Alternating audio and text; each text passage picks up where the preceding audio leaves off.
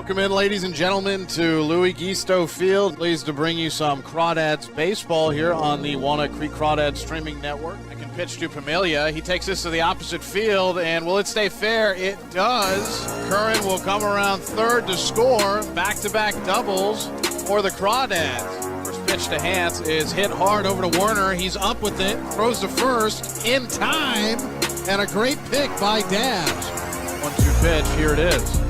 Fastball swung on and missed, and Brooks walks the tightrope, leaves two runners stranded, and it's still a 3-0 lead for the Crawdads. Pitch here is taken to left by Muniz, and that is gone.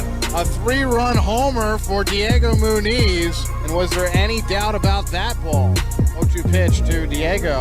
Here it is, and Muniz hits this high into left field, and that is going to leave the park as well. The second home run for Diego Muniz. And a swing and a miss on a high fastball away. Montgomery goes down fishing, and that is strikeout number 8 for Garza. 1-2 pitch here from Garza. Swing and a miss. Garza has everything working this afternoon. Another strikeout. Hayden Schott is going to look to put the ball in play here. Payoff pitch is lined straight up the middle, and here comes Curran Ozawa Burns. He rounds third. Selno waves him home. Ozawa Burns crosses home plate. Wow. Pitch. Dardar hits this high and deep to center field. Going back on it is David, and that has left the park. Bye-bye baseball. Dardar has a one-out solo homer here in the top of the second. Iverson likes the sign he's getting now from battery mate Mark Gillard. Swing and a miss, and no wonder he liked it so much. He knew it was going to be a strikeout pitch. Fastball swung on and missed. The second strikeout of the night for Ulla Iverson. Werner cracks one deep to center, and that ball is gone. And Trevor Werner unloaded on the baseball. This is hit hard by Brandel into left field. Going back is Boast, and Boast watches it leave the park. Bye-bye baseball. The Crawdads are on the board. A 2-run homer by Jake Brandel.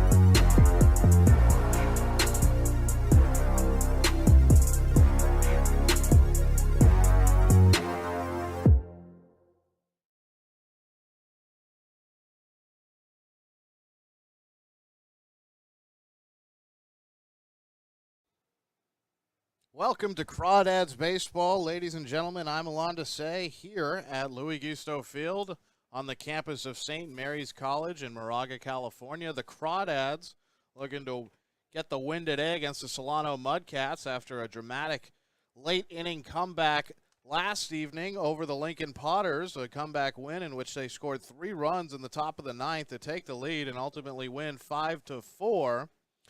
Today it will be a contest against Solano, who comes in at 8-25 overall, 6-14 in league play, and the Crawdads 20-21 overall, and a 9-16 mark after last night's win in CCL North Division play. Crawdads are 12 games back of first place Healdsburg. Still in the playoff hunt are the Walnut Creek Crawdads. The Solano Mudcats 15 games back. On the mound today for the Crawdads will be Chris Gilmartin. Get you the update on what the defense is going to look like today for the Crawdads. Leading off today's game for Solano is the center fielder Mark Wolbert. After Mark Wolbert, it'll be Kenny DiCelli, the DH, and then Riley Lamb, the catcher, batting third. Justin Banks, the first baseman, batting fourth. And Gilmartin looks like he's ready to throw the first pitch. And here it is. Misses low and away. And the first pitch is at 4:32 p.m. here. Game time temperature, 92 degrees. It's a hot one today in Moraga. Count 1-0 to the leadoff hitter, Mark Wolbert. After Banks, who's hitting fourth, it'll be the right fielder, Sam Daly, batting fifth. Jordan Petrushka, the left fielder, batting sixth. The 1-0 pitch not find the zone, and the count is 2-0. 2 balls and no strikes to the leadoff hitter, Mark Wolbert. After Petrushka, it'll be Dylan Mell, the shortstop, batting seventh. Justin Claxton, the third baseman, and then Kobe Rowling, the second baseman, batting ninth. The 2-0 pitch misses, and the count is 3-0.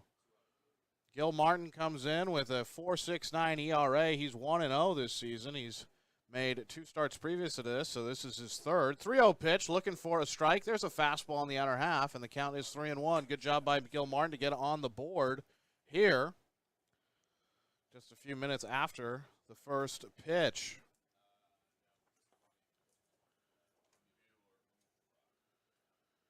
3-1 pitch, here it is to Wolbert. He swings through it, and the count is full at 3-2.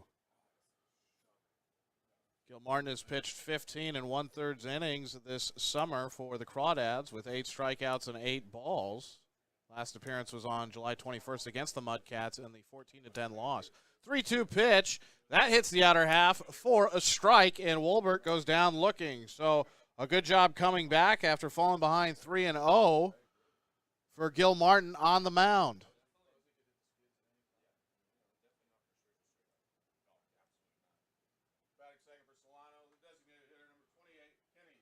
That'll bring on Kenny DiCelli. The last time Gilmartin was on the mound, that was actually a start on July 21st. That was a game that he pitched very well in, gave up 3 earned runs. Unfortunately, there was a 10-run top of the 8th by the Mudcats, and that's what spurred them on to victory. It was a game at one point that the Crawdads were leading 10-4. First pitch here to DiCelli misses, and the count 1-0.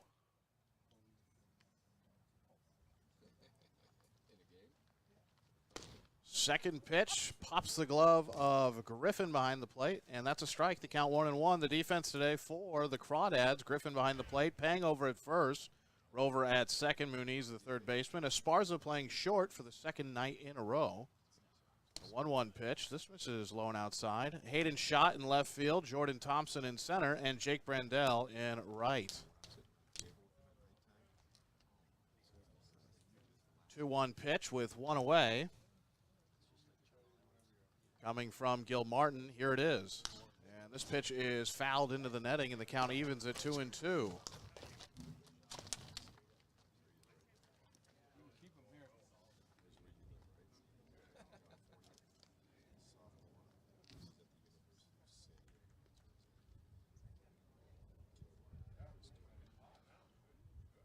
Griffin sets up outside. Gilmartin with the leg kick and fires. This ball is hit high, but not very deep, and Brandell will have it in shallow right field for out number 2.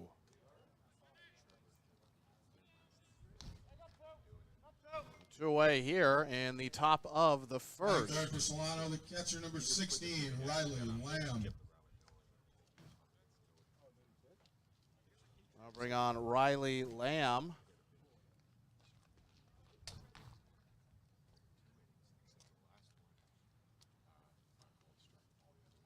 Top of the first, no score yet. First pitch to Lamb is hit hard down the third base line, and that is fair. Gets by Muniz, and that will be a double for the Solano Mudcat catcher with 2 away.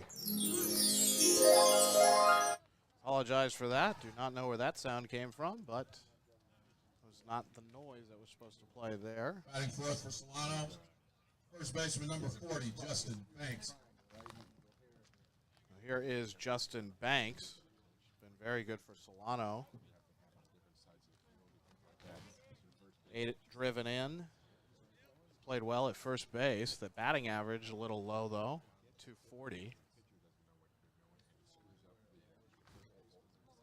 And it'll be lefty against lefty. Gilmartin rises and throws, and the first pitch is swung through for strike 1.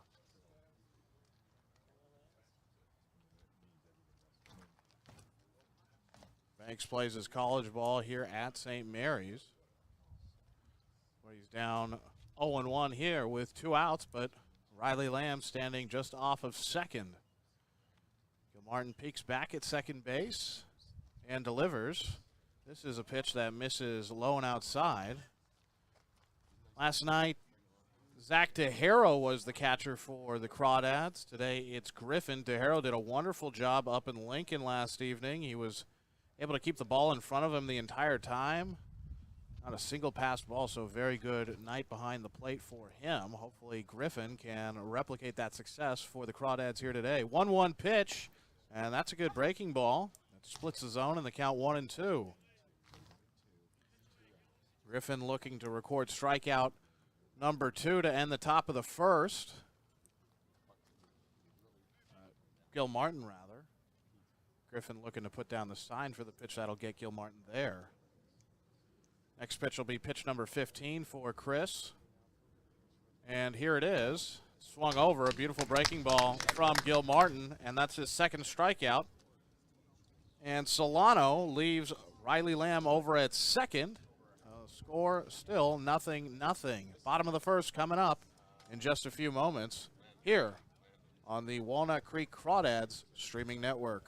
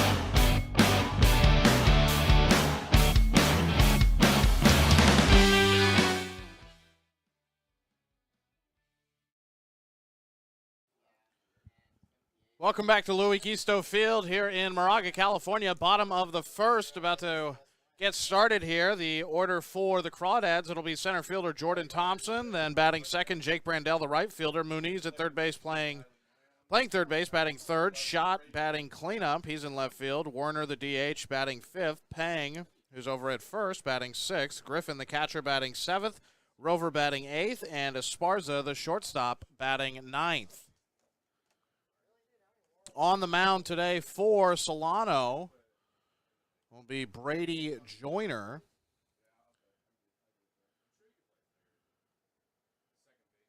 Joyner has appeared in one game as a batter this summer for Solano. However, he's appeared in 14 as a pitcher. So just the one at-bat for him. But more importantly, on the mound, he comes in with a 1-2 overall record, but a 2.64 ERA. This will be his 15th appearance and only his third start. He does have one save in 30 2/3 innings pitched, with 36 strikeouts to go along with 21 balls. Has given up 20 hits. On the 25th, he pitched in a 4-3 victory for the Crawdads, so he was on the wrong side of things, only was able to get one out. Then was removed after that. We'll see what Jordan Thompson has in store. Thompson taking the swings from the usual right-handed stance. He has tried lefty. In fact, the last time Solano won here, that 14-10 victory, as the first pitch misses for ball one, Thompson decided to take the first two attempts at the plate lefty. Then he has reverted back righty since then. Fouls this away, does Thompson. The count even 1-1. Thompson on the season hitting .240. Has 3 home runs and 14 RBIs. Sure, he's excited to get back to College Station. Back to his native Texas and in Aggieland. Big breaking ball here that Thompson fouls off into the netting. And the count 1-2.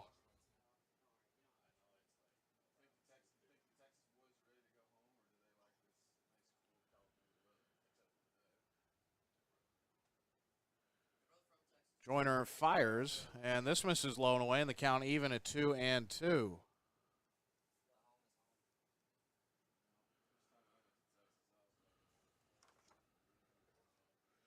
Brandell on deck. And the 2-2 pitch is swung on and missed. And Thompson is retired.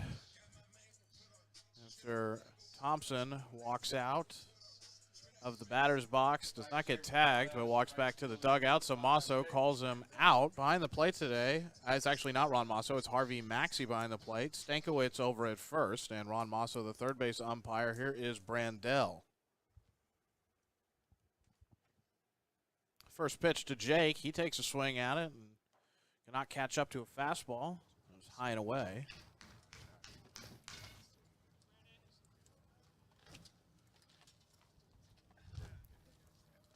Wind blowing slightly out to right center near the scoreboard. 0-1 pitch to Brandell. That hits the outer half of the plate to the righty Brandell. And Jake is down 0-2.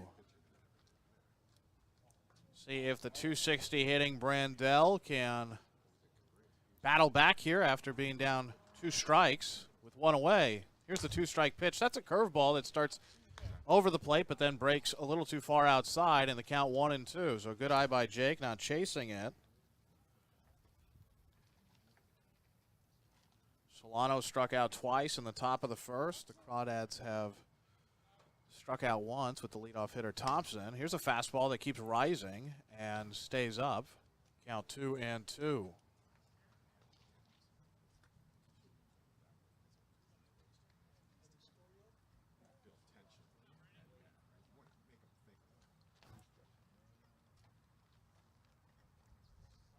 Joyner has his sign from Lamb and delivers. Brandell hits this high, but is it going to stay fair?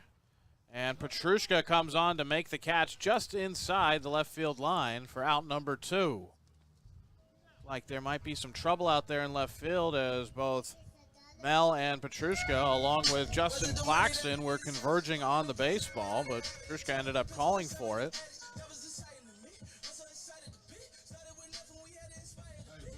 For the second out.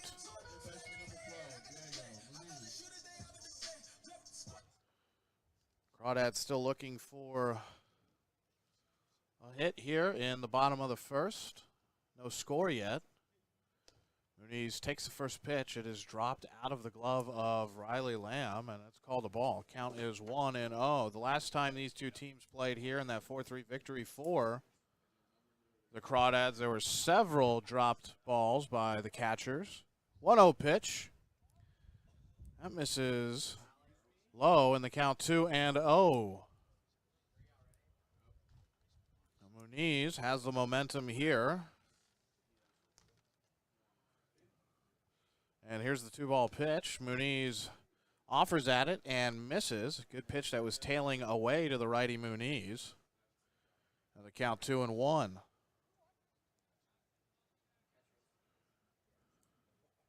Crawdads need to win out to stay in the playoff hunt. 2-1 pitch, and this misses outside. Fastball that kept cutting from Brady Joyner. And the count is 3-1. 3-1 pitch. This misses inside, and that is a 5-pitch walk to Diego Muniz. So the Crawdads have their first base runner of the afternoon in the form of Diego Muniz. So that's a good sign. Good eye shown by Diego. And here comes the lefty, Hayden Schott. Schott has been on fire what seems like the entire month of July.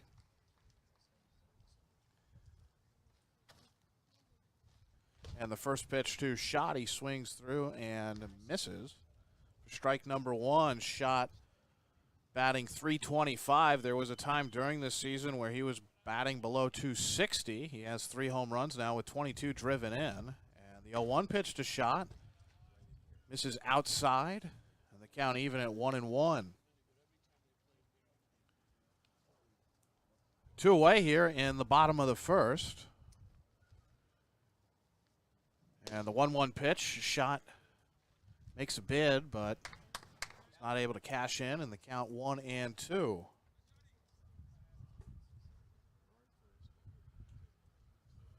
Diego just off of first, being held on by Banks. 1-2 pitch to Hayden, who hits this, but fouls it back into the protective screening here at Louis Gisto Field.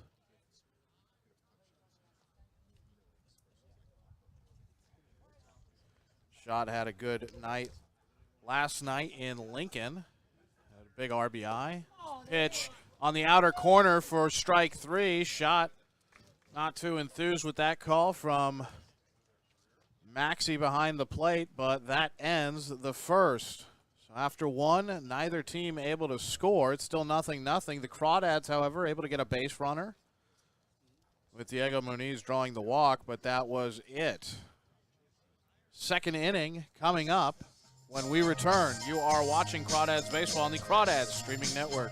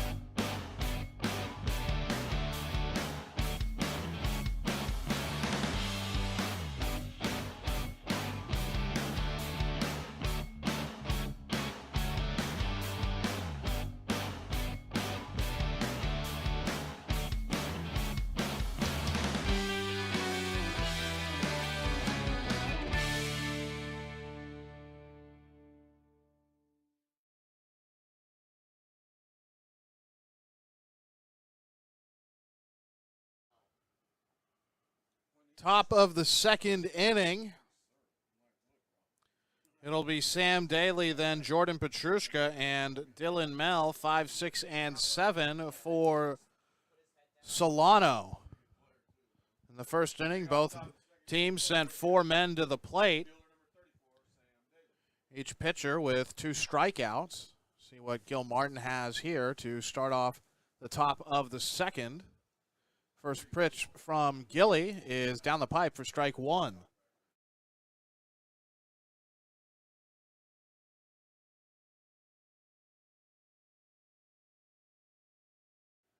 Oh, 1 pitch to Daly, and he swings behind a fastball in the count 0-2.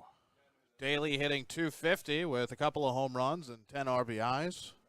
This is his 85th at-bat of the summer. But he's down 0-2 here to Gil Martin, who's hunting for his 3rd strikeout. Gil Martin has the sign and fires. This pitch is fouled away out of play, so pitch number 4 coming up in just a moment. The Crawdads yesterday able to win, to keep their playoff hopes alive, able to stave off a comeback attempt for Lincoln after scoring 3 in the top of the 9th. Lincoln was able to get 1 run in the bottom of the 9th. There's a beautiful bender from Gil Martin that gets Daly looking, and he has to walk back to the Solano dugout. Cannot be happy with himself after watching a curveball split the middle of the zone. And that is the first out here in the top of the second. That's Gil Martin's 3rd strikeout of the afternoon. First pitch here to Petrushka, misses low with the fastball, does Gil Martin, and the count 1-0.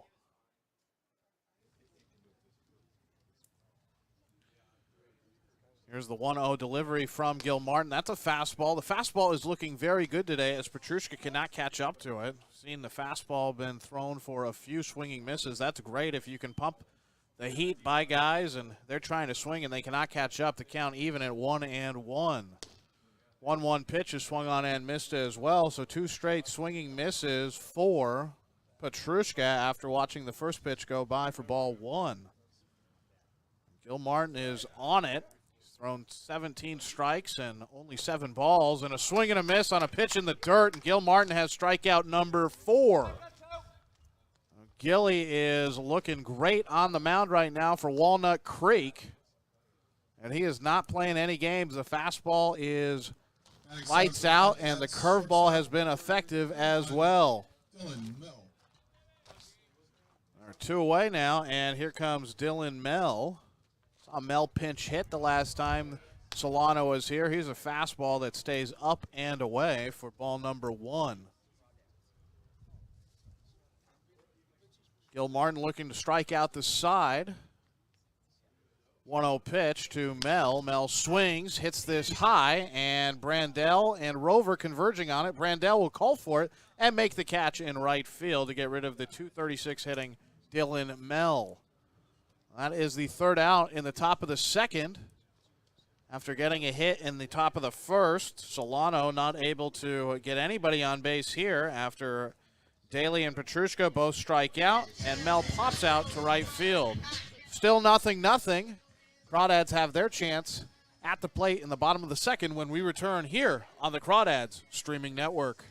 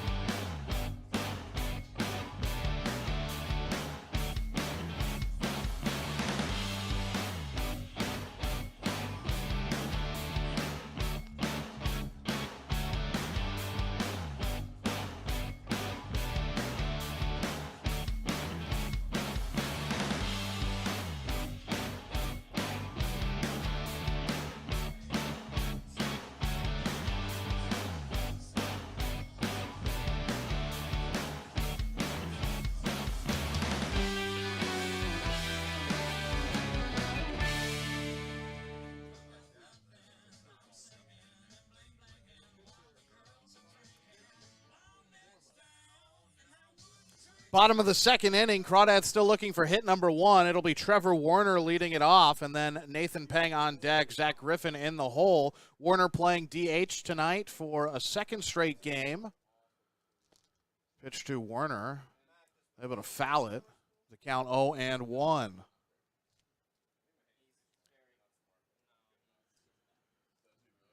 Warner had a triple and a single yesterday, came around to score twice. Also pitched 2 innings, the 8th and the 9th, was the winning pitcher for the Crawdads. The count 1-1 after this pitch from Joyner misses low and away. So everything even here. Warner struck out the side last night in the 8th and then was able to close things down in the 9th for the victory. Every out that Warner recorded out of 6, they were all strikeouts. Warner fouls this pitch back into the netting in the count 1-2. To the Crawdads slugger, who comes in batting .283 with 6 home runs and 27 runs batted in. He's going to have to battle a little bit here as he's down 1-2 to Joyner. Joyner has a sign. Here's the 1-2 pitch. Warner takes, and it's a ball that misses low, and the count even at 2-2.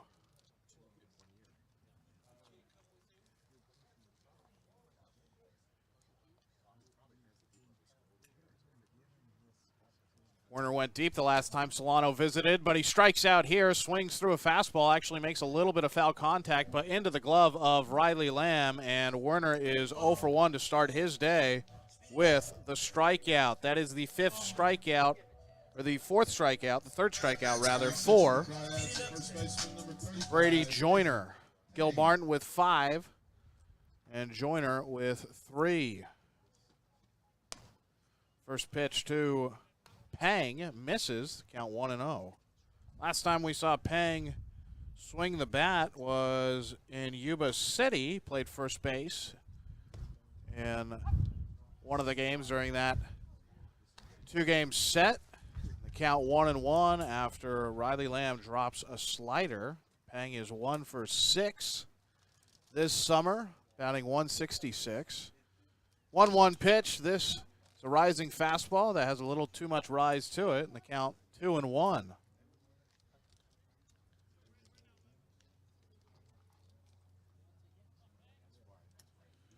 2-1 pitch with 1 away, misses low, and the count swells to 3-1. On deck is Zach Griffin. Done a good job behind the plate so far this summer.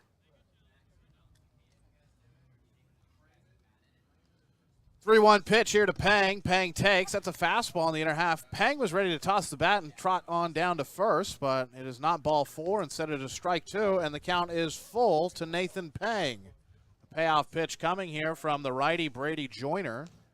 Joyner puts the hands together, and the leg kick fires. This misses low, and a check swing by Pang. The appeal down to first, and Stankiewicz says he went around.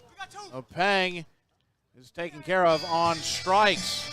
Back-to-back strikeouts for Brady Joyner, and he has now matched Chris Gilmartin's 5 strikeouts with 5 of his own.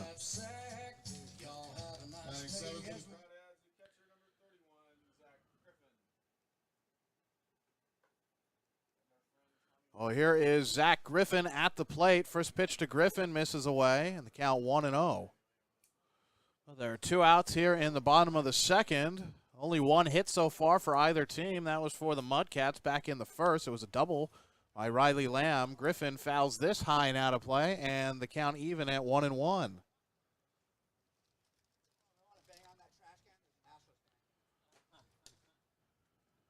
Griffin hitting 130. Does have a couple of home runs, though. One of them very deep in Healdsburg to center field. 1-1 pitch, and Griffin hacks at it. Only able to foul it off into the netting. Count 1-2. 1 ball, 2 strikes, 2 outs here in the bottom of the second. Crawdads looking for a little 2-out magic here early. 1-2 to Griffin. Griffin swings through it for strike number 3. Brady Joyner able to retire the side in order and strike all 3 men out. Warner, Pang, and Griffin punch out victims. After 2, it is still 0-0 with just the 1 hit on the board by the Mudcats. 3rd inning coming up. After this short break, you are watching Crawdads Baseball on the Crawdads Streaming Network.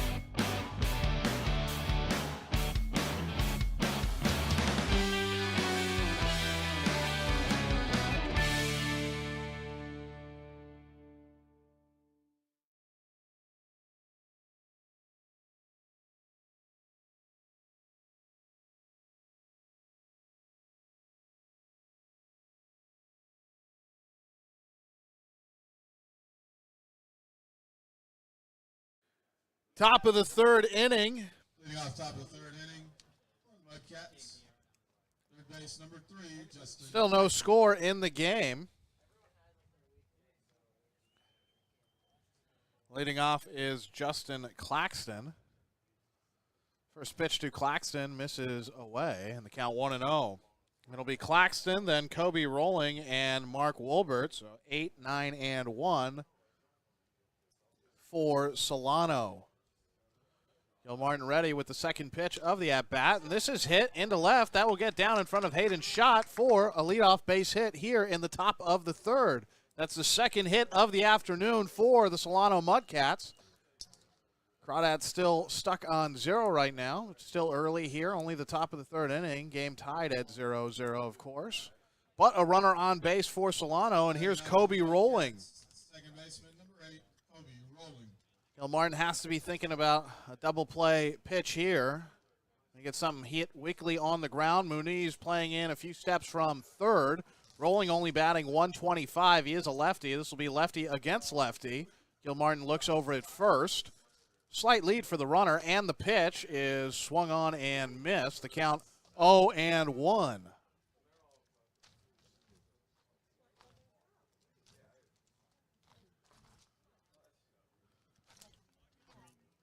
Rolling is 5 for 40 this summer. Has not been all that successful, obviously, looking at the batting average. He's been good at second base, however, defensively in the field for Solano. The count 1-1 to the Mudcats second baseman.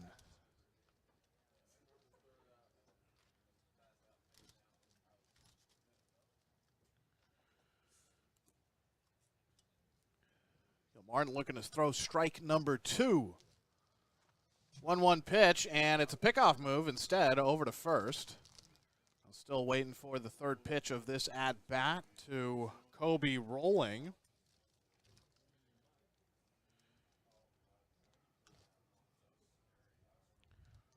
Rolling was 0 for 1 last time Solano was here with a strikeout, but he was hit by a pitch, and he also walked once. 1-1 pitch to Rolling. That's good on the out. No, it's not called a strike. That looked like a good pitch there. And Harvey Maxey says it's a ball. That was a perfect pitch that was on the outside corner from Gil Martin. I'll have to make another good pitch. Rolling crowding the plate here. 2-1 pitch to Kobe. This misses low and inside, and the count 3-1. Rolling is just maybe an inch or two away from his toes tapping the side of the plate. Martin looks at first and fires. This pitch is grounded, foul down the first base line towards the Solano Mudcat bullpen, and the count is now full, 3-2.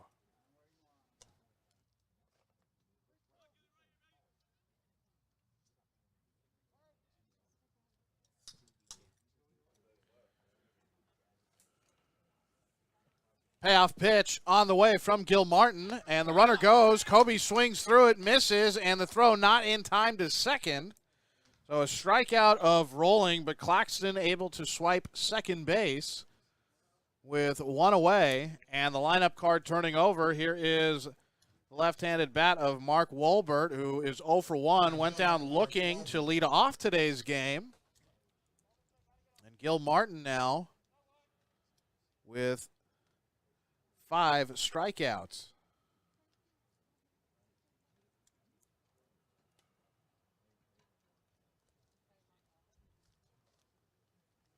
First pitch from Gil Martin to Wolbert is roped into center, but JT will have it, and the runner tags over to third and makes it. It's a good hustle there by Justin Claxton, even after a good throw by JT back into the infield, but Claxton able to put on the burners, and he's over at third with 2 away. An out, but not an unproductive one for Wolbert. And here's Kenny DeChelli.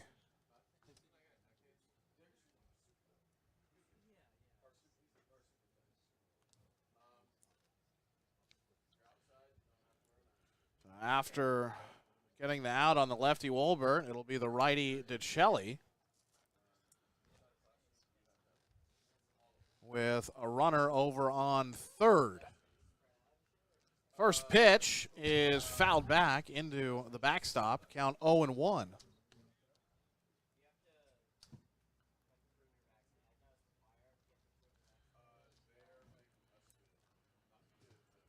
DeChelli hitting .347. Looking for hit number 49 here today. Even 50 in a summer campaign is pretty good. 0-1 pitch to DeChelli, and Esparza slides down to his right to make the play and throws on to first in time to get DeChelli. A beautiful stretch by Nathan Peng over at first, and the speedy Kenny DeChelli is taken care of for out number 3. The Crawdads do not give up a run, even though the first run of the game was over at third. And he was not able to be batted in by DeChelli, who hit it on the ground over to Esparza, who has made many a play such as that this summer. After the top of the third, it is still 0-0. Some good defense on the infield for the Crawdads here today. And the bottom of the third coming up. Crawdads looking to break things open and hopefully get the first run of today's game. You are watching Crawdads Baseball on the Crawdads Streaming Network.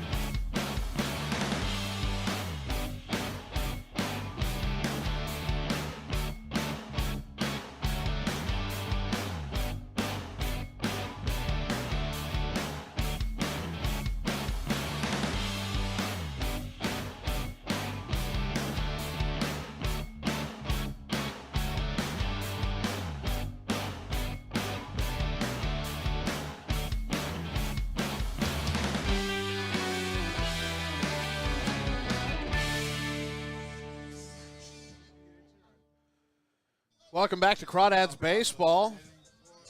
It'll be Tommy Rover, then Sammy Esparza, and Jordan Thompson.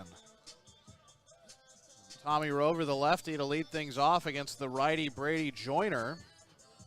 Rover hitting 156, does have 4 runs driven in. His defense has been great. The glove has been good for Rover, and he shows bunt here on the first pitch. Pulls it back in time in the count 1-0. Good job by Rover, able to get the bat away. And he's ahead 1 ball and no strikes. Brady Joyner has just thrown pitch number 37. And pitch number 38 misses as well. The count 2-0.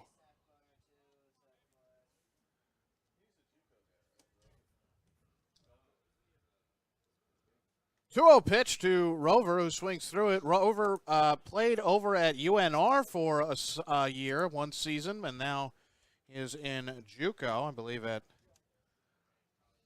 San Joaquin Delta.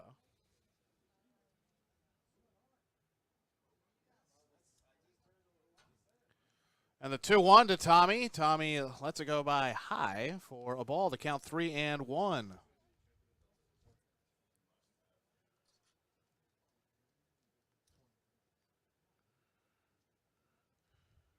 Rover in the driver's seat, something he hasn't seen often this season, and he draws a 5-pitch walk. Good for Tommy to get on base, the second base runner of the afternoon for the Crawdads.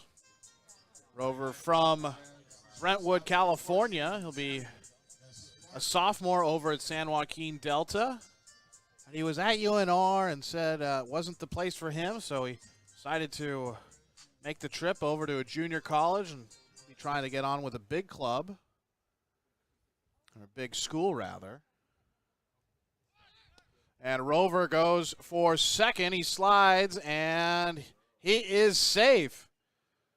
The throw from Lamb was on time. It was low, though, and it bounced over to Mel, who was covering second. And Sammy's ahead 1-0.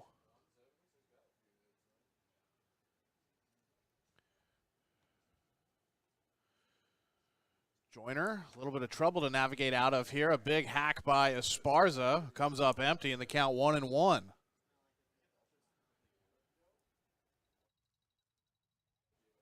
But a good sign after Rover able to steal second. Now he's off of second. And a curveball there from Brady Joyner. Count 1-2 to Esparza.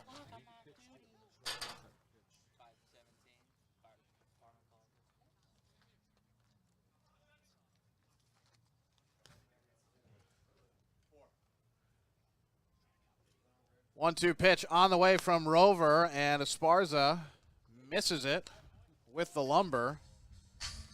And Sammy strikes out. He is 0 for 1. With Rover still at second base after swiping his 4th bag of the summer. And here comes Jordan Thompson. Thompson's 0 for 1 today, struck out to lead the game off for the Crawdads in the bottom of the first. Went down swinging.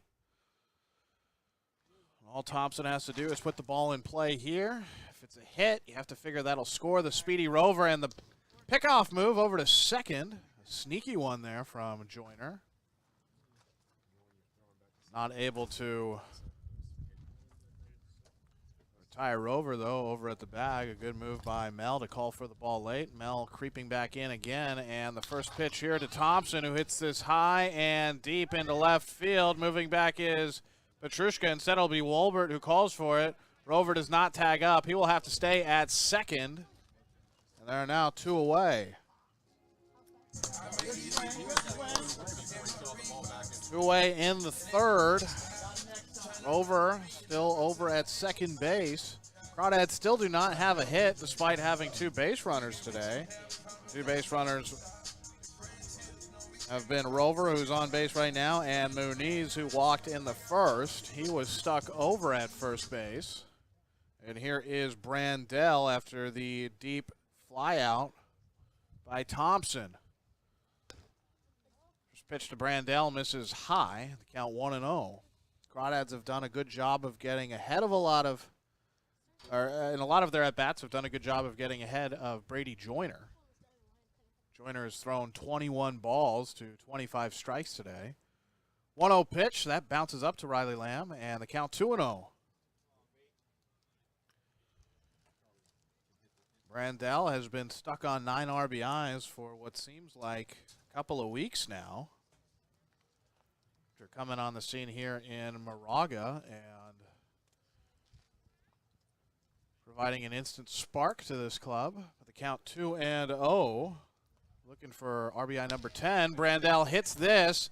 Lined it straight into center. It gets down for a hit, and that will be RBI number 10 as Rover crosses the plate, and the Crawdads are in the lead 1-0 in the bottom of the third after a 2-out RBI single by Jake Brandell.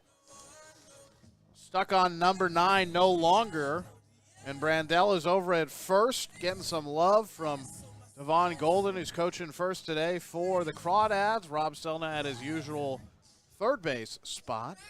And here comes Diego Muniz. Muniz is looking for his first official at-bat today. Takes the first pitch for strike 1.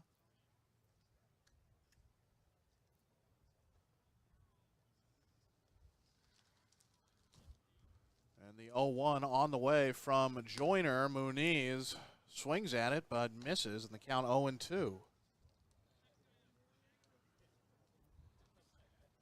The Crawdads lead 1-0. Bottom of the third. Looking to win their second straight game against Solano. 0-2 pitch and a check swing by Muniz. He was able to hold it back. Good for him there. And now he will step out of the box, fasten the gloves, tap the bat against the cleats, and the soon-to-be SEC Oklahoma Sooner is back in the batter's box. Brandell off of first, and the ball is hit up the middle, but a beautiful play made by Rolling, who is able to field it, tag the bag at second for the third out.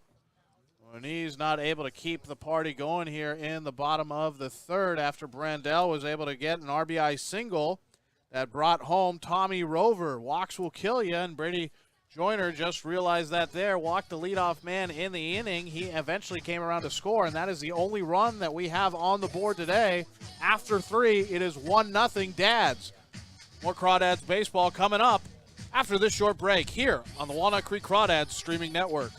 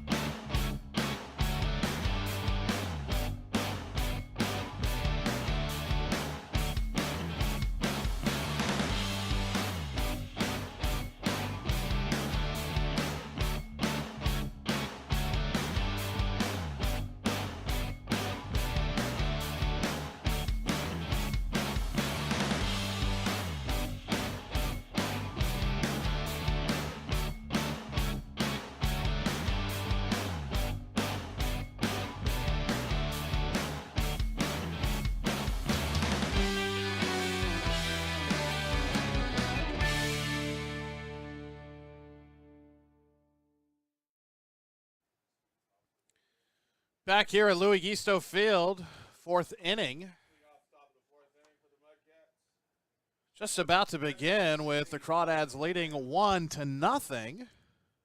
Thanks to Jake Brandell, able to get his 10th RBI last half inning. And Gil Martin still on the mound. And here is Riley Lamb, who leads off the top of the fourth. First pitch from Gil Martin misses, and the count 1-0. It'll be Riley Lamb, then Justin Banks and Sam Daly. Lamb 1 for 1. Had a double in the first. 1-0 pitch. That's a good pitch that comes back in, starts outside, and hits the zone for strike number 1. Count 1-1 to the Solano Mudcat backstop. 1-1 pitch is a fastball that tails away from Lamb, and he swings at it and misses. The count 1-2 now.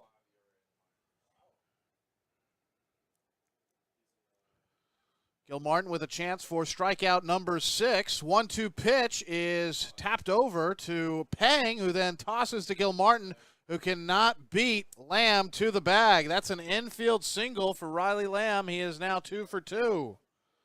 He's proving to be a little bit of a problem here.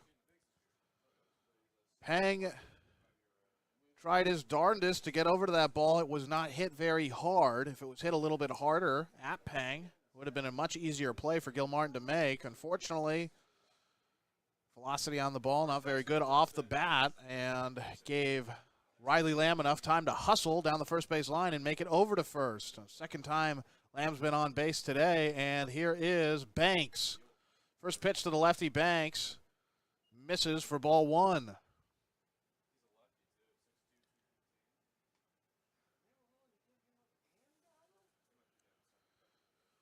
Lefty against lefty, and Gil Martin looking over at first, and the runner goes. Here's the throw from Griffin, and it's wide, and it ends up in center field. Thompson will have to field it, and Lamb makes it all the way to third.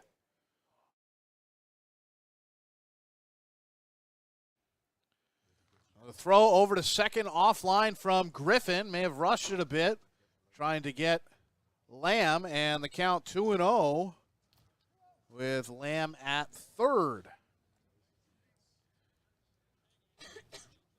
Lamb was stranded at third to end the top of the first, but now there are 2 balls and no outs here. This ball hit high and foul. Muniz will watch it fly out of play. First strike on the board here for Gil Martin against Banks.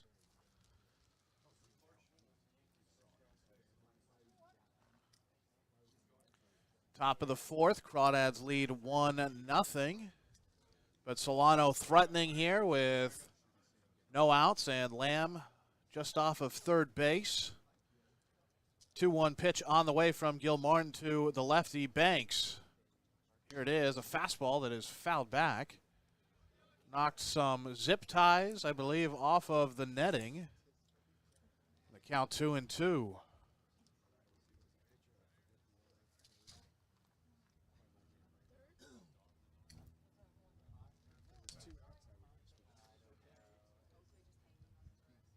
Two-two pitch from Gil Martin is hit over to Rover at second, and Banks will be out, but that was good enough to get Riley Lamb home to tie this game up 1-1. That's the first out of the top of the fourth. The game is now tied, knotted up. Each team able to crack the scoreboard for the first time within the last 2 half innings. Here in the top of the fourth now for Solano, and in the bottom of the third for Walnut Creek. So short-lived 1-0 lead for Walnut Creek is surrendered. And here's the first pitch to Sam Daly. It's a fastball about belt high right down Broadway for strike number 1.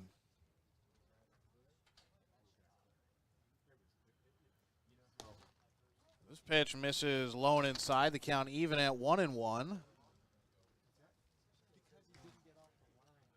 Here in the top of the fourth. Daly swings at the 1-1 pitch and cannot connect. Count 1-2.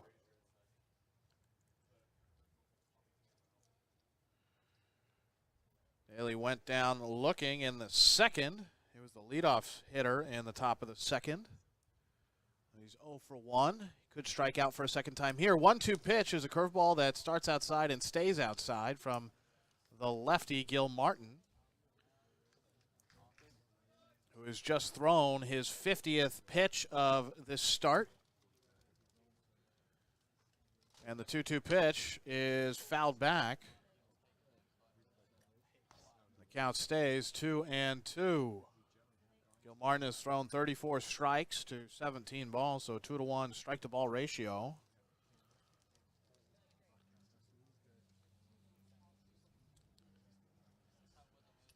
Two-two pitch to Daly, who swings and misses, is tagged out after the pitch was in the dirt.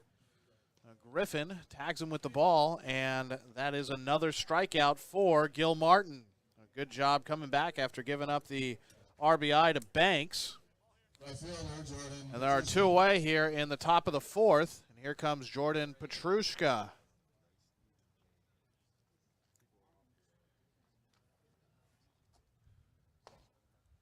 Gil Martin fires but misses low in the count 1-0. Gil Martin has set a new strikeout high for the summer today through 3 2/3 innings pitched. His previous high was 4. He's at 6. Here's a fastball that misses, perhaps just a little low around the shins to Petrushka. Petrushka hitting .266 and fouls this hard, but way out of play. That'll land in the parking lot. The count 2-1 to Jordan Petrushka from Hillsborough, California. He's a big guy. Squats down once he's in the box, but he's 6'6", 225. He'll be a junior over at Holy Cross College after the summer. 2-1 pitch to Petrushka, who thought about swinging but could not pull the trigger on a pitch that is called a strike in the count 2-2.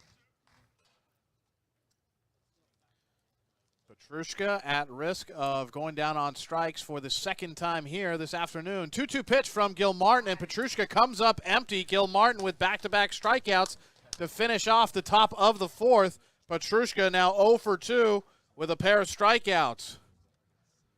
The game tied, though, 1-1 after Solano able to get Riley Lamb home by way of a Justin Banks ground ball onto the right side of the infield. And the Crawdads will look to answer back and try to regain the lead in the bottom of the fourth. You are watching Crawdads Baseball on the Crawdads streaming network.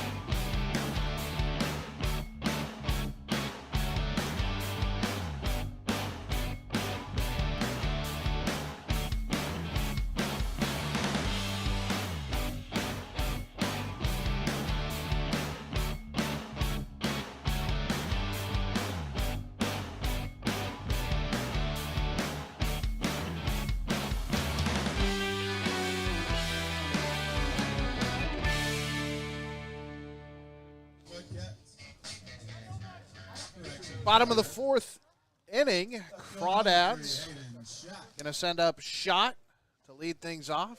First pitch to the lefty, Schott from the righty Joyner, misses low and away for ball number 1. It's Schott, then Werner and Peng. Schott's 0 for 1 with a strikeout. And here's a beautiful curveball from Brady Joyner. Hits the zone, and the count 1-1. Joyner fires again. Here's a fastball that runs inside and misses low as well. And the count 2-1.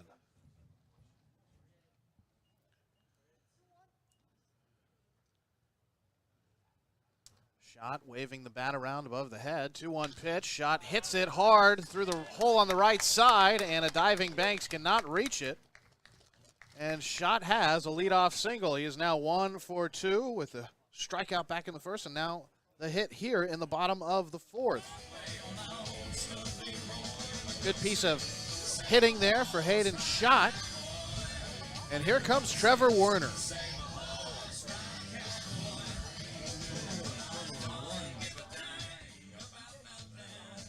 Werner is 0 for 1. He struck out in the second in his first trip to the plate. Went down swinging. First pitch to Werner from Joyner. Righty against righty, misses away, and the count 1-0.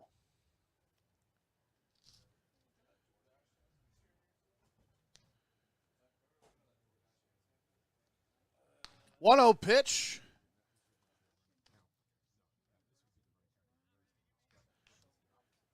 Misses in the count 2-0 to Werner.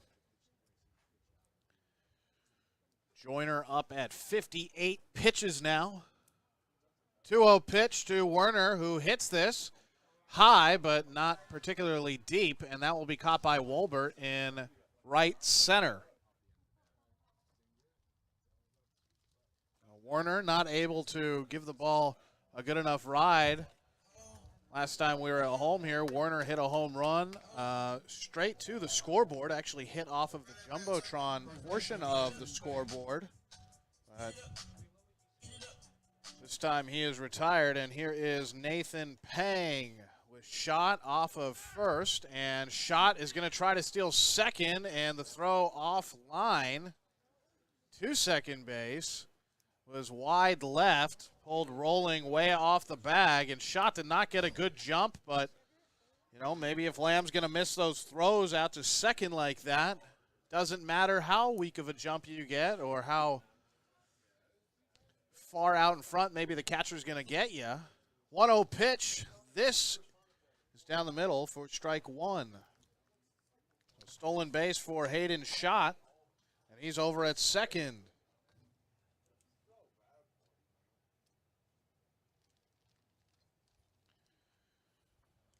1-1 pitch on the way to the UC Davis Aggie Pang, who swings at a curveball and swings over it and count 1-2.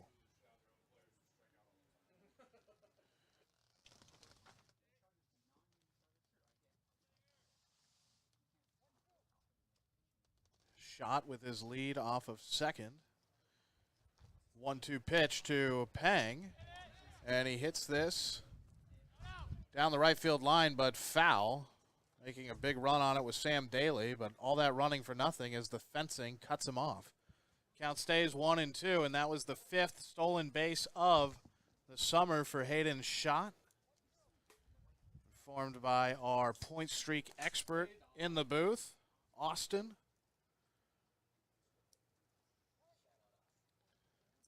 And the count still 1-2.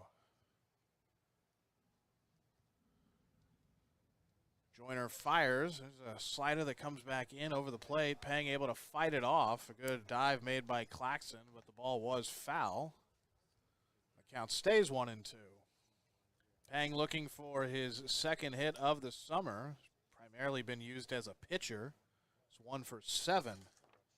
Struck out in the second. All three hitters that the Crawdads sent up in the bottom of the second inning were struck out by Joyner. 1-2 pitch to Pang, who hits this to center. And is that going to drop? It does. And Schott will be at third, and Pang at first. So runners on the corners for the Crawdads. Wolbert was charging from his center field spot. Could not get to the ball fast enough. Kind of tough to read the ball today, it looks like, for the outfielders. Crack off the bat sounded decent, like it would be hit straight to Wolbert. Instead, it just kind of died out there about 150 feet away from the plate, and it falls on the grass for a hit. Now, Schott's able to get on base with a hit, then steals second. Pang with a little bloop, and here's Griffin, who hits this high into center field, and Schott is going to test the arm of Wolbert. Here comes the throw, not in time. And the Crawdads respond to the one-run put up by the Mudcats in the top of the fourth with a run of their own in the bottom of the fourth. It is now 2-1. The tie has been broken again. Crawdads lead after Schott comes around to score. baseman. The RBI by Zach Griffin. That's a productive out for Griffin. And here is Tommy Rover. First pitch to Rover is fouled away.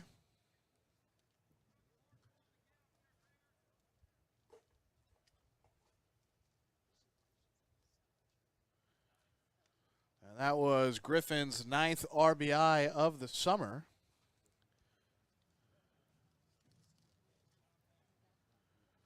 But Rover here down 0-1. Hangover on first base. This pitch misses high and away, and the count even at 1-1. With 2 outs in the bottom of the 4th. Each team with 3 hits apiece.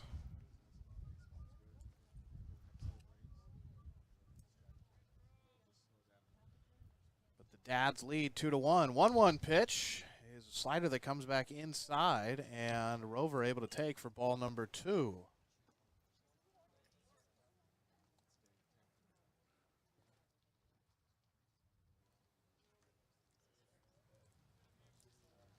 2-1 pitch to Rover, who rips this down the right field line, and this could be extra bases for Rover. He will stop at first after a good throw back in by Sam Daly.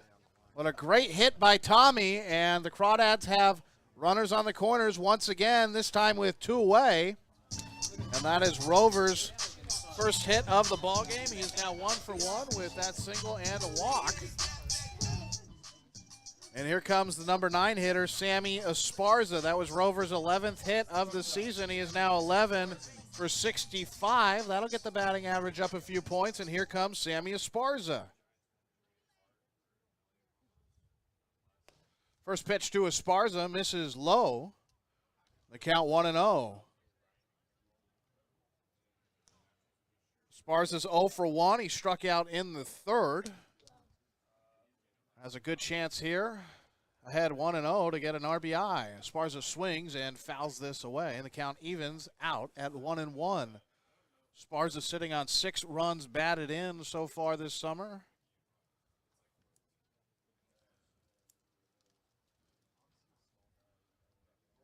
But with a good ball hit, maybe the way Rover hit one, if Esparza is able to go the other way, there's a big hole on the right side as Banks is holding Rover on. Crawdads with runners on the corners. 1-1 pitch. Esparza hits this softly, and it goes through the legs of Justin Claxton. That'll be an E5 and an unearned run. But a run at any rate for the Crawdads as Pang comes around to score. Shades of Billy Buckner over there. This time over at 3rd, though. Feel for Claxton. He usually makes that play. But Esparza now at 1st after the E5. And 2 runners on for the Crawdads, who lead 3-1.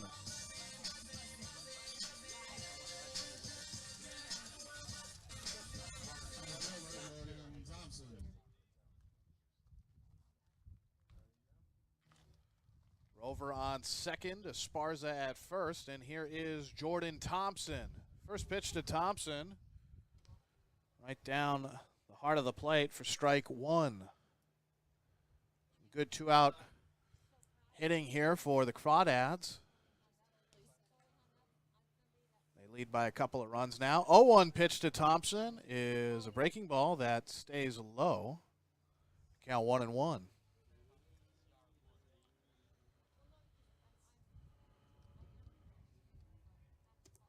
Crawdads have left 2 men on base today. 1-1 pitch to Thompson is a fastball that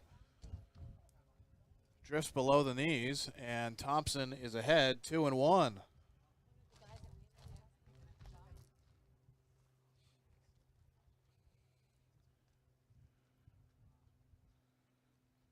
2-1 pitch to JT is a fastball that stays high and in around the hands, and the count 3-1.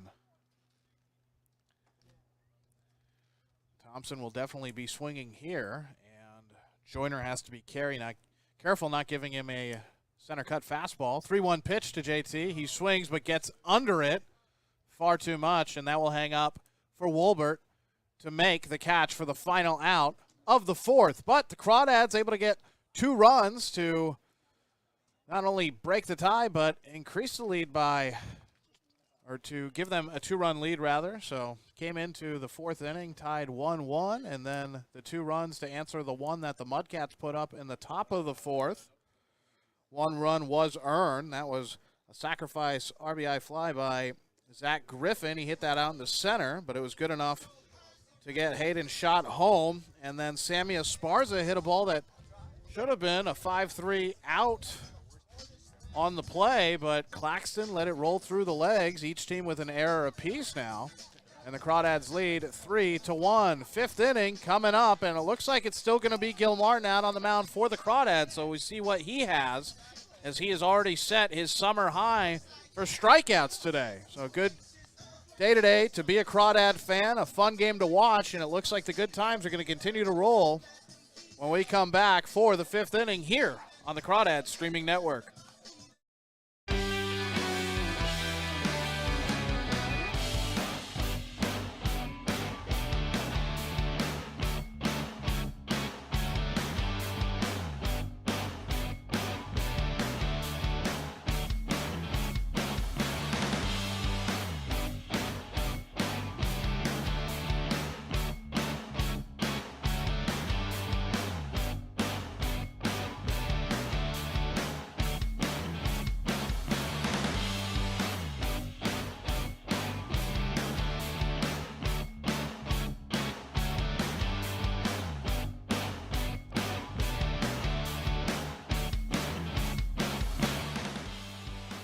Top of the 5th inning, it's Dylan Mell leading it off for Solano.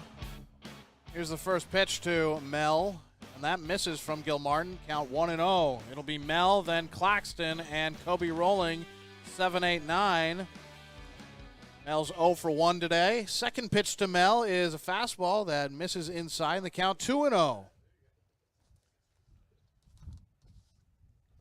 Mell playing at short today for Solano. 2-0 pitch from Gil Martin. That's a fastball on the outer half for strike number 1. Count 2-1. Good job by Gil Martin to get himself on the board with a strike. Gilly's up at 60 pitches now. 2-1 pitch. Fastball that misses. Low and inside. The count 3-1. Gil Martin hasn't walked anybody yet today. 3-1 pitch from Gilly. It's a fastball that's hit on the ground to Esparza. Esparza scoops it, fires over to first in time, and Dylan Mell is out after working himself into a 3-1 count. Good job at the plate by Mell, getting himself to 3-1, but then goes after a 3-1 pitch and only able to roll it over to Esparza at short. He is now 0 for 2, and here is Justin Claxton, who's 1 for 1, but more importantly, let a ball roll through his legs over at third last half inning. That allowed an unearned run to come home for the Crawdads. First pitch to Claxton misses low. The count 1-0.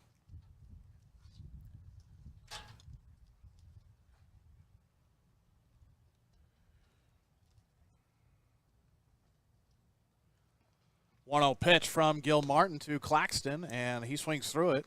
Count even at 1-1.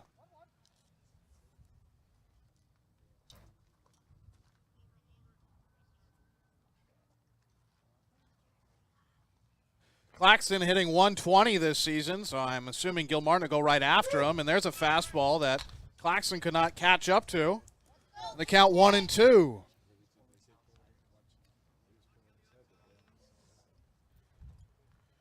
Gil Martin looking for strikeout number 8 here against Claxton.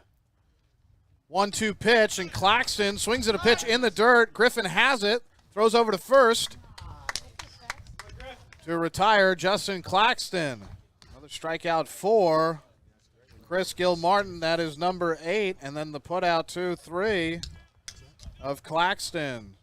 He is now 1 for 2.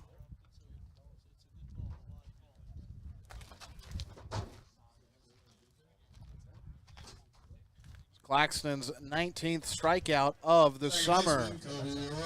Here is the number 9 hitter, Kobe Rolling, who's at second base today, lefty against lefty. First pitch to Rolling misses low for ball 1. Two-way, Crawdads lead by 2. It's 3-1 here in the top of the 5th. 1-0 pitch on the outside corner to the lefty rolling for strike number 1. Gil Martin has looked very good today so far. Even when he's been behind 3-1 or 3-0, he's figured out how to either battle back or induce a ground ball. 1-1 pitch, same spot, same result. That's the second strike. Next pitch will be Gil Martin's 70th. And he's looking to put up a clean 5th. Only the 1 run surrendered so far. That was in the top of the 4th. 1-2 pitch from Gil Martin and a broken bat. And the ball is with Gil Martin, who flips underhanded to Peng at first for the out. Boy, that was a dangerous moment there as some splinters of wood and about half the bat came off of Rolling's original bat. It is now 2 pieces split in half. Some good firewood there, maybe some kindling for the barbecue. But watch out Nathan Peng over at first. That got a little dangerous there. But the third out is recorded by the Crawdads, and it is still 3-1. Bottom of the 5th coming up in just a few short moments here on the Walnut Creek Crawdads streaming network.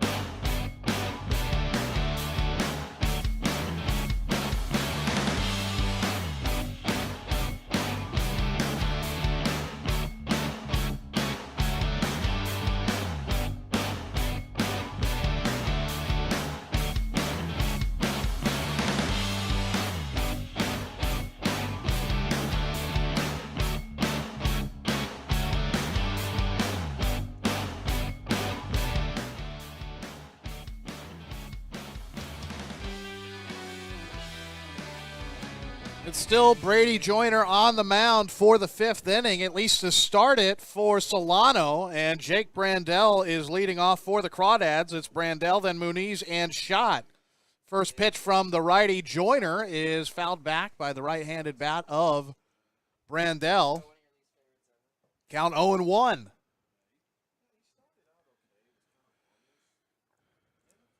Crawdads have scored in the 3rd and 4th. Have a chance to make it 3 straight innings where they have scored at least 1 run. 1 in the 3rd, the crooked number 2 in the 4th inning. Brandell swings at a breaking ball that he pops up high over the mound, and at first the pitcher was going to have it. Instead, the shortstop Dylan Mell comes on and makes the catch for out number 1. For a moment it looked like Joyner was going to grab it off of the mound. He decided not to. And Dylan called him off. So Brandell retired on just 2 pitches. And here comes Diego Muniz. Brandell is now 1 for 3. Muniz is 0 for 1. He walked in the 1st. He was the first Crawdad base runner. First pitch to Muniz is a good curveball that Muniz has to let go for strike number 1. 3-1 here in the bottom of the 5th. Second pitch to Muniz misses away, and the count even at 1-1. On deck is Hayden Schott. And the 1-1 to Muniz. This misses high and outside, and the control has been inconsistent for Joyner. He has thrown 36 balls now and 47 strikes.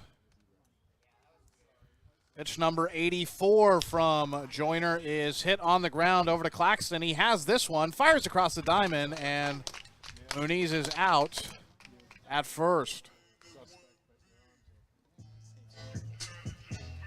2 away here in the bottom of the 5th. Has not been Muniz's day at the plate.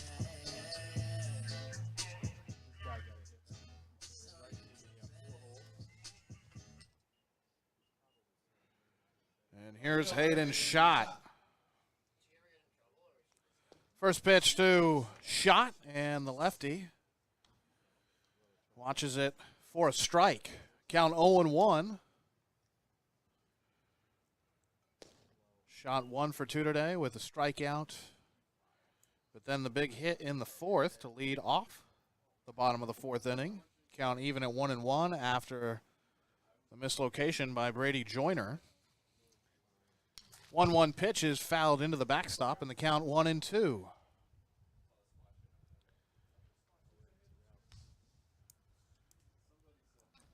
Joyner coming up on 90 pitches. See if Shot's able to extend this at bat. It is 1-2. 1-2 pitch to Hayden is a ball high and away. The count even at 2-2.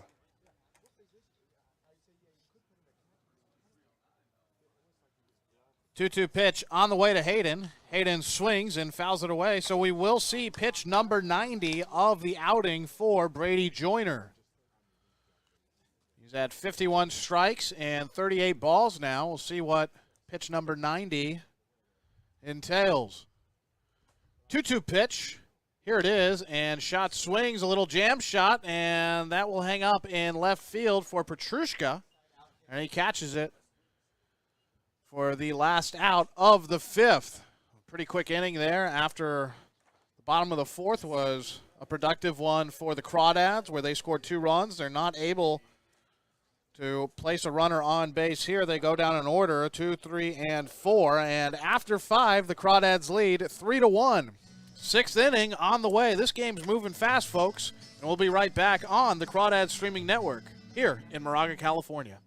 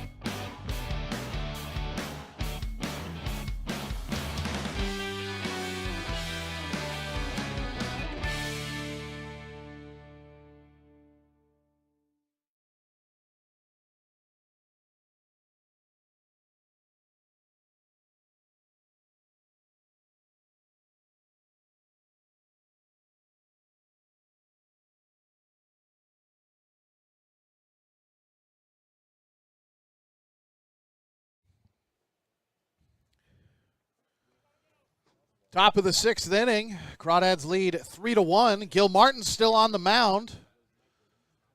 And here's Mark Walbert at the plate, and this ball is grounded over to Rover, who bobbles it on the scoop.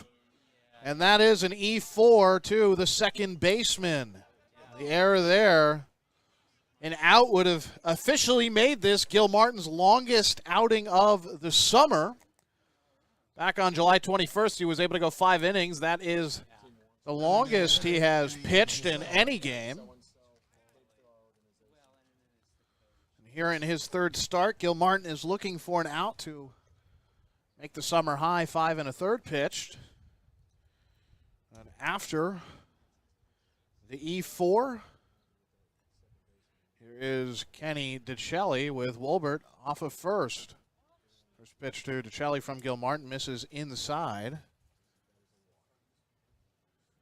And the count 1-0.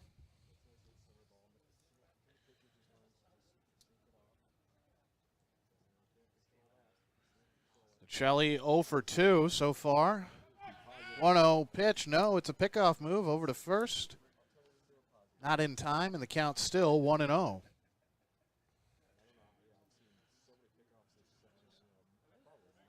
Gil Martin will be a sophomore over at UCSD after this summer. Boy, has he looked good today.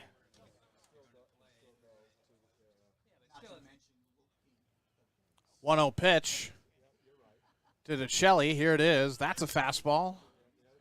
Down the pipe for strike one.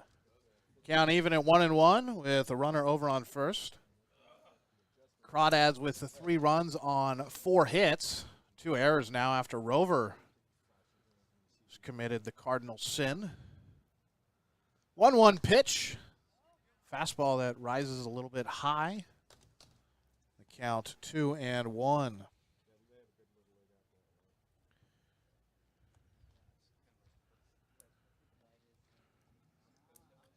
DeChelli with a fly out in the first and 6-3 out in the third.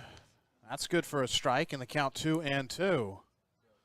A pitch right around the knees from Gilmartin. That part of the zone has been open today for both pitchers.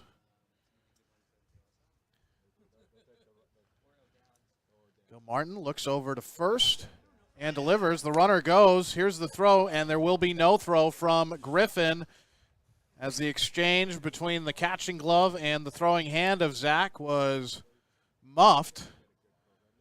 No throw and a steal for Wolbert. That's the second stolen base of the day for the Mudcats. And here's the payoff pitch to DeChelli.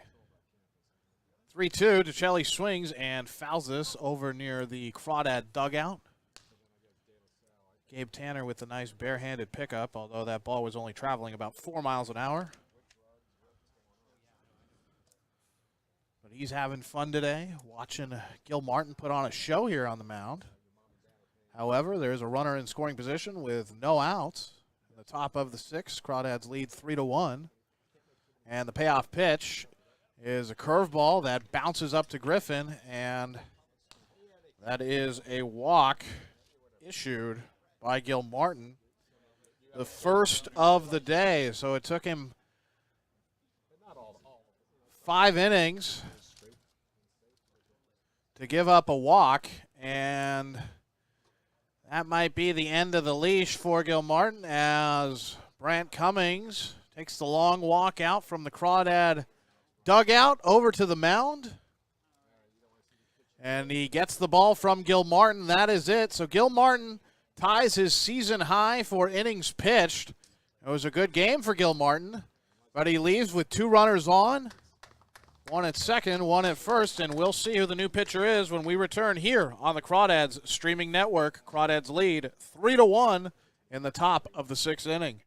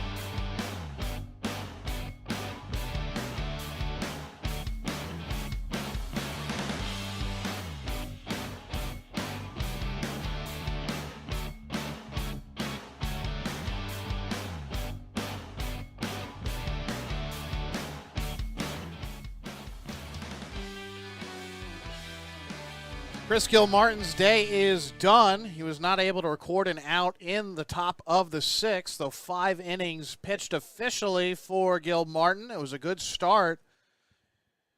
Gave up 3 hits, 1 run. It was earned. Struck out 8 and walked only 1, faced 20 men. The 1 walk was the last batter he faced, Kenny DeChelli. Other than that, though, it was a very good day for Gilmartin. Back-to-back really good starts for Gilly, both against Solano.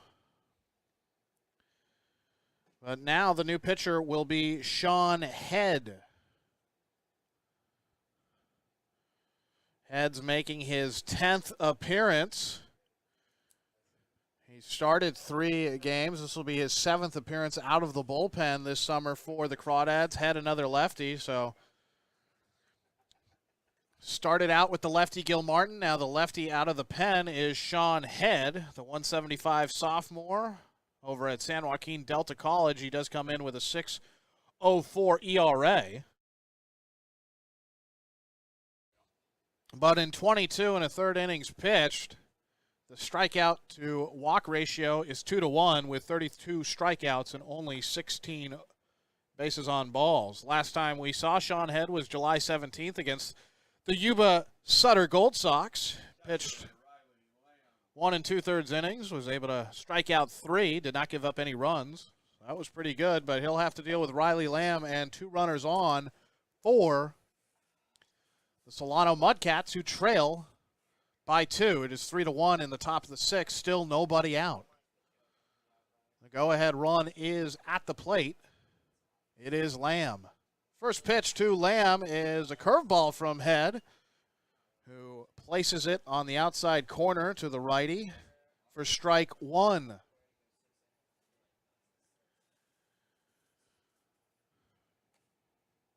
Wolbert over at second, DeCelli at first. And here's the 0-1 from the lefty Head. Fastball, same location as the curveball, but a different look, obviously, with the different pitch. So starts him out slow, then speeds him up.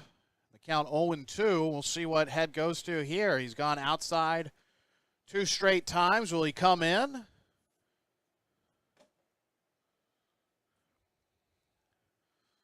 Head has the sign from Griffin. Looks like they're going away again. That's where Griffin is setting up. Head looks back to second for a second time and delivers. That's the curveball that was left hanging, but it is lined straight to Jordan Thompson, who makes the catch for out number 1. Maybe a little bit of a mislocation there by Head, but luckily Riley Lamb not able to go the other way with it. He could have poked that into right field. But that's an out, and here comes Justin Banks.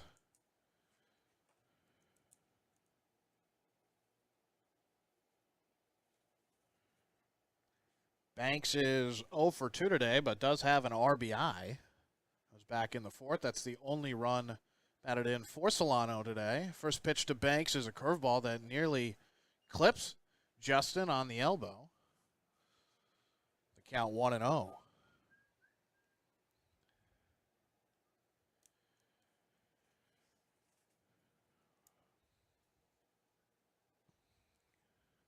Head looks back to second, has the arms low, the leg kick, and a curveball. That one swung on and missed, and the count 1-1. The curveball's been good so far for Head.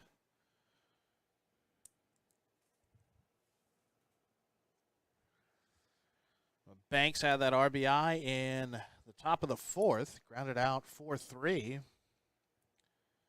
But Riley Lamb was on third, was able to trot on home. 1-1 pitch. And that misses low. A good job holding off by Banks. Banks struck out in the 1st, so showing a little better discipline here. All the way in the top of the 6th with 1 out.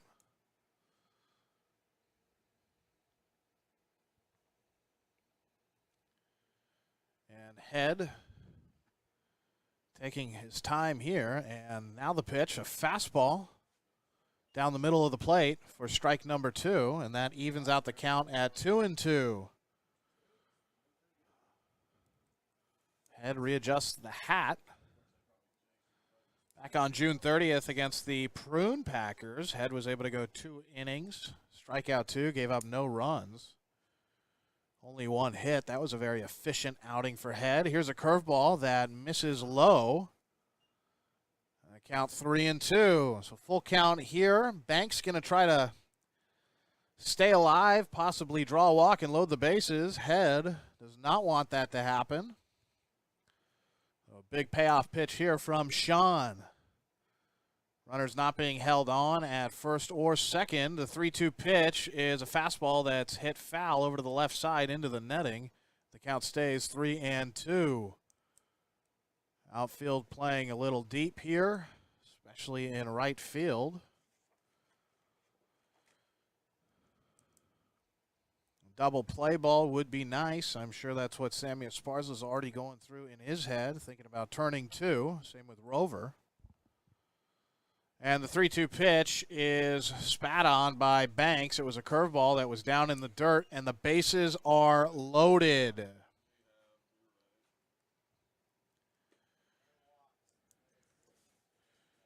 Walks will kill you. And that is the second walk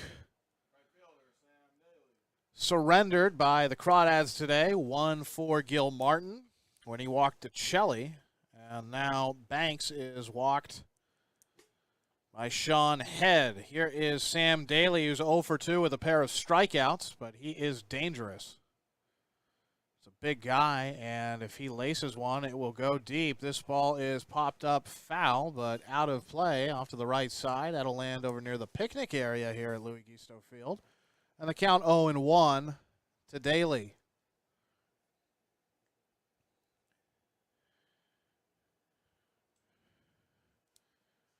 Daly with the bases loaded, but down 0-1. Head about to make pitch number 12. Head has the sign from Griffin and delivers fastball that he's able to get by Sam Daly. And the count 0-2.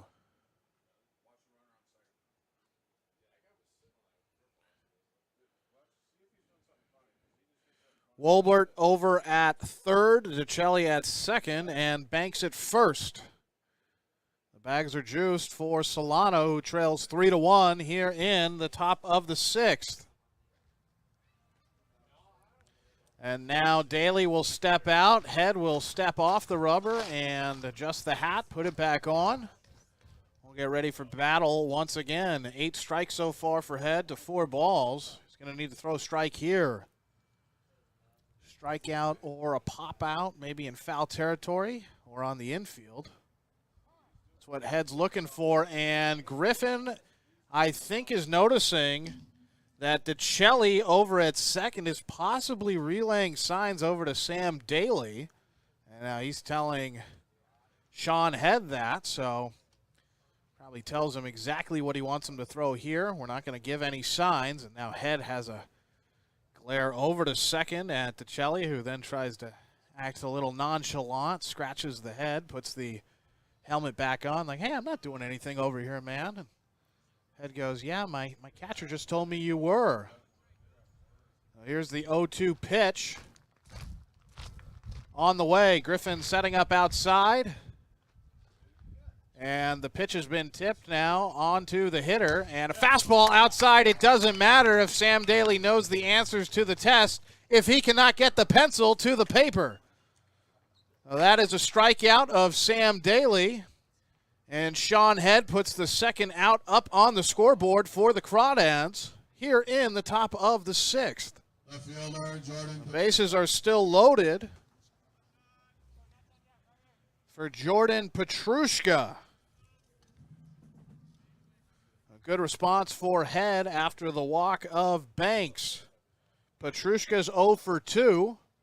And the first pitch to Petrushka is a fastball that misses just a bit outside in the count 1-0.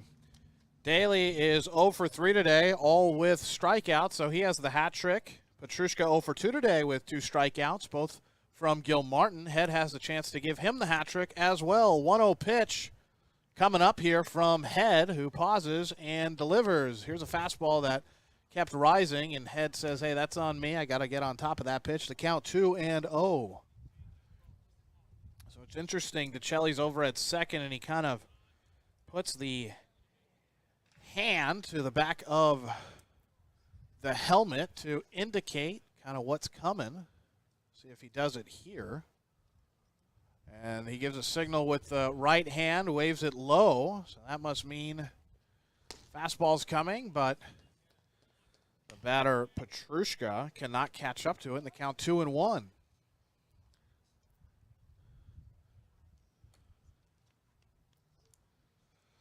2 balls, 1 strike, and 2 away, but the bases are loaded. A 3-1 ball game that the Dads are on top of for now. Sean Head trying to keep it that way. 2-1 pitch is a fastball, another good one. Back-to-back good fastballs that induce swinging misses from Jordan Petrushka. And he might be 0 for 3 here with another good fastball from Sean Head. The count 2-2. Head looking for back-to-back punch-outs to close out the top of the 6th. Head sets. And here's the pitch. 2-2 swung on and missed. And Head closes out the top of the 6th with back-to-back punch-outs. Sam Daly 0 for 3 with 3 strikeouts. And now Jordan Petrushka with 3 strikeouts of his own. So a good job by Head out of the pen to navigate out of some murky waters and put a bagel up on the scoreboard. It is still 3-1. Bottom of the 6th coming up. Dad's lead by 2 here in Moraga, California on the Walnut Creek Crawdads streaming network.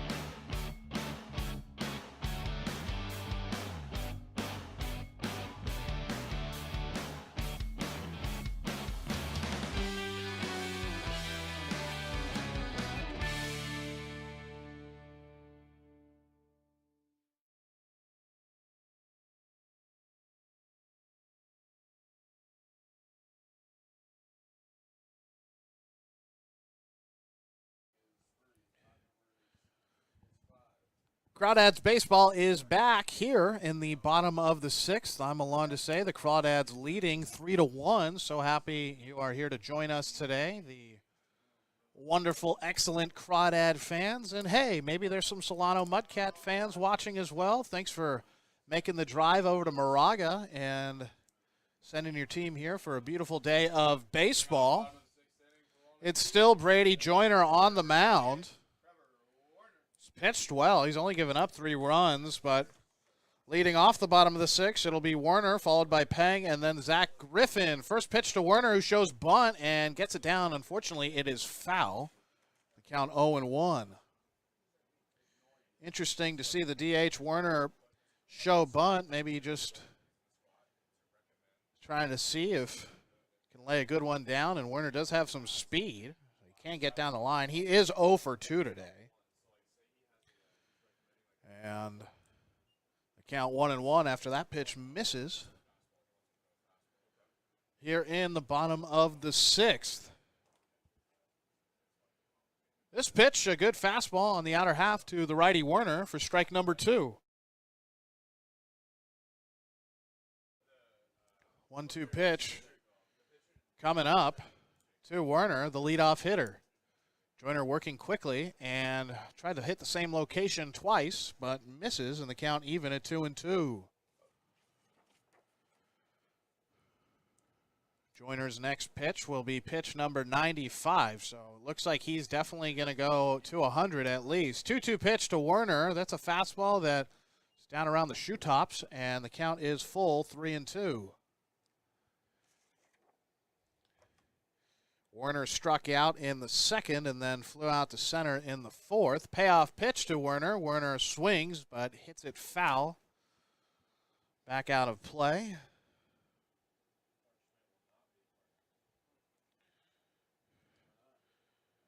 Other action around the league.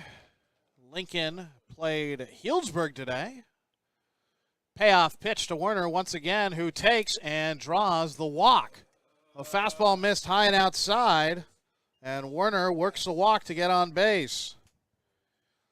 That's the 3rd walk of the day given by Brady Joyner, who is still out there for Solano.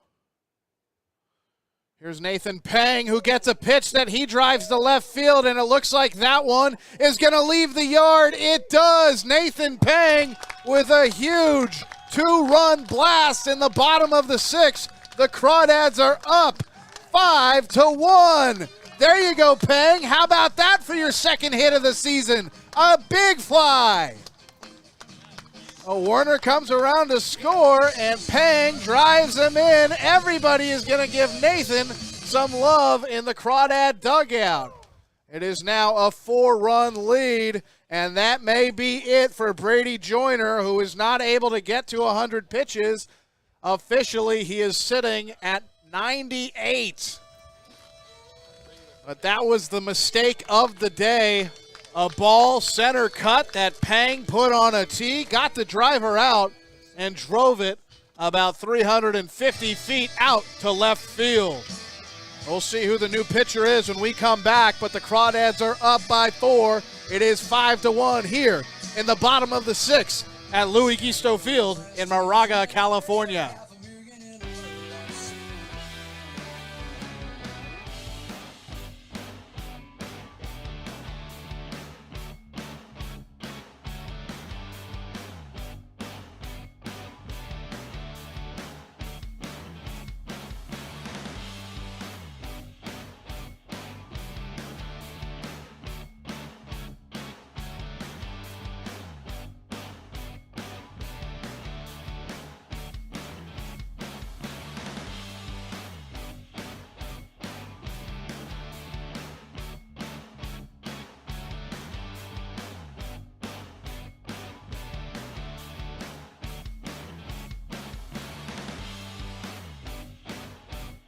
Bottom of the sixth, still nobody out after Pang was able to drive in two. Warner was at first after being walked.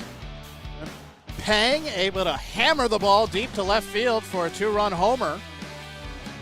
And it is now a 4-run lead for the Dads. The new pitcher will be Nick Dotson. So Nicholas Dotson in, the 5'9", 180 senior over at Waldorf College. He's from American Canyon, California. Comes in with a ERA at 15. This will be his 13th appearance, his 10th out of the bullpen. He's pitched 27 innings, but he has not been very accurate. 26 strikeouts to 23 walks. He's given up 45 hits. His last outing was on July 23rd, an 11-3 loss against Healdsburg. He was able to go 1 inning, gave up 2 earned runs, faced 7, did strike out 2, but against the Crawdads here, in Solano on July 22nd, a 3-2 loss for Solano. So the victory for the Crawdads. He went 2 1/3, walked 1, faced 7. I wanted to give all the folks at home a score update. Healdsburg has beaten the Lincoln Potters. So the Lincoln Potters drop another game to Healdsburg. They came in today down 7 from first place Healdsburg. So that is good news for the Crawdads, who are still alive in this playoff race here in the CCL North. Healdsburg won 9-4. First pitch to Zach Griffin. It's a curveball from Dotson. Misses outside to the righty catcher. The count 1-0. Second pitch from Dotson. Griffin swings and misses in the count 1-1.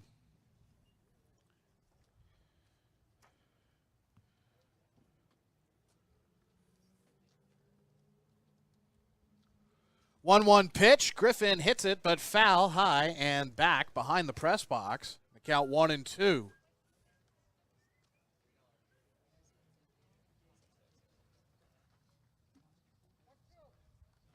Griffin is 0 for 2, but did have an RBI in the fourth. It was a sac fly, and swings and misses in a pitch in the dirt. And he is tagged out by the catcher, Riley Lamb. That is the second strikeout of the day for Zach Griffin. Day starting to turn into night here as the sun's starting to set a bit. It's 6:17 now in Moraga. First pitch was at 4:32.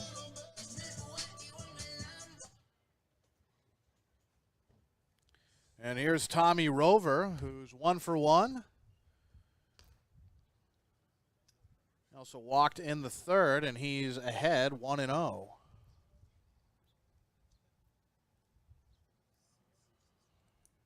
Good job by Dotson out of the pen to strike out the first man he faces.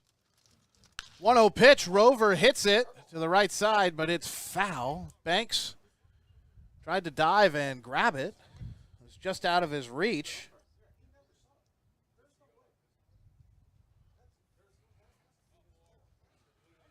And the count 1-1. Rover had a hit that was to that same area, but fair.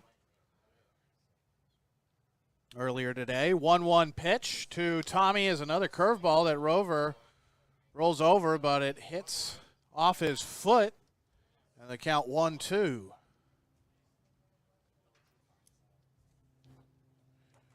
Also around the CCL at the Great Park in Irvine, Santa Barbara and OC still scoreless. That's in the bottom of the first at Sinsheimer Park. The San Luis Obispo Blues have just started play with the Arroyo Seco Saints. That's in the top of the first. No score there. And here in Moraga, it is 5-1 Crawdads. Tommy Rover getting an extra moment here. Generous of Harvey Maxey after he fouled the ball off of his shoe. Could not have felt good for the Crawdad second baseman. That's some good umping there, giving the batter a little bit of time to recover. And the 1-2 pitch coming from Dotson. Rover swings, takes it to the opposite field, and he will be safe after Mel was able to field it just on the outfield grass. But the throw was not in time, and Rover has his second hit of the day. So he has a hit into right field, now an infield single where he went oppo.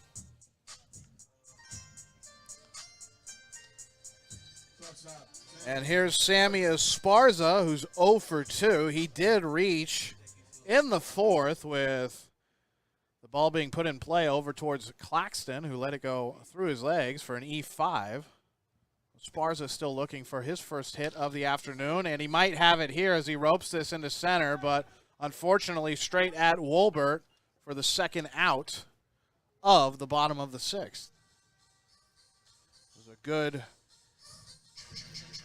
strike on the ball by Esparza.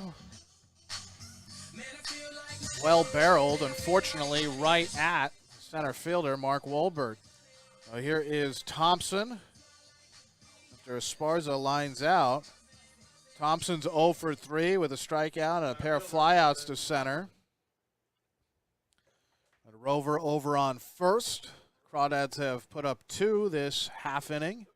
First pitch to Thompson, who's batting righty here, is a strike on the outer half from the right-handed pitcher Dotson.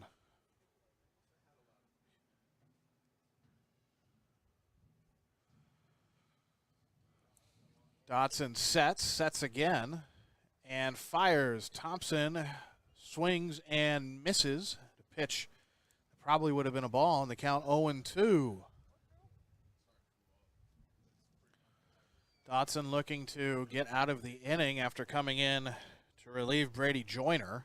Gave up the big 2-run bomb. A pickoff move over to first. Nearly got away from Banks. Good thing he has a long right arm on the glove hand. Was able to reach out and make sure it didn't travel into the Mudcat dugout.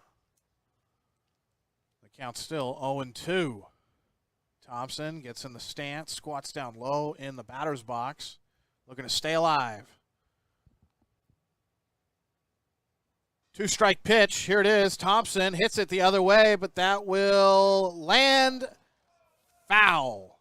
It looked like it may have just been inside, perhaps on the line. But first base umpire Mike Stankiewicz waves it foul. And that was going to kick up around in the corner if it was fair. It did.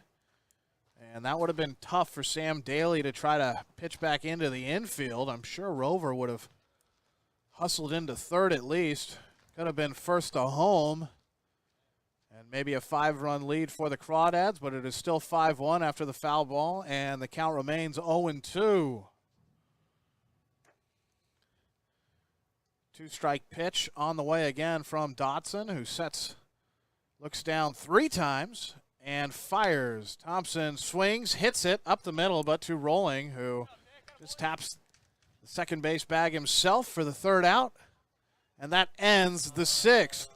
But after 6 innings, it is 5-1 Crawdads, thanks to the 2-run blast by Nathan Peng.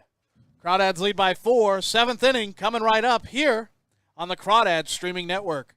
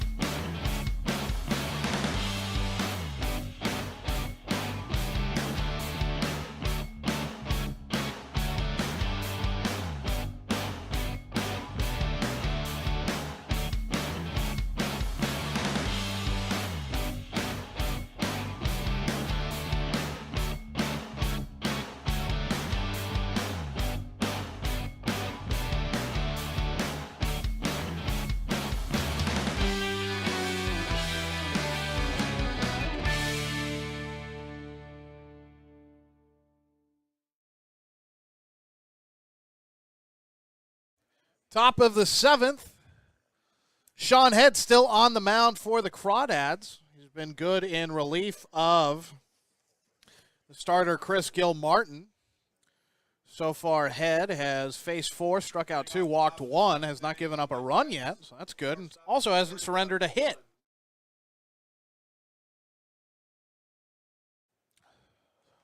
Dylan Mell will lead off for Solano here, and then it'll be Claxton and Rolling. So the bottom third of the batting order for the Mudcats. First pitch from Head to Mell is a fastball that misses high. The count 1-0.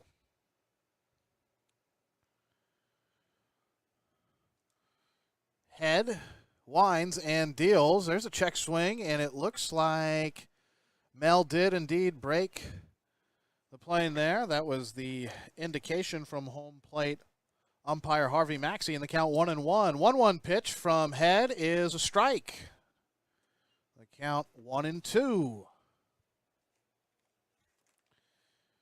Head finished last inning with a strikeout, looking to start this one out with one, and he does. He gets Mell swinging and missing.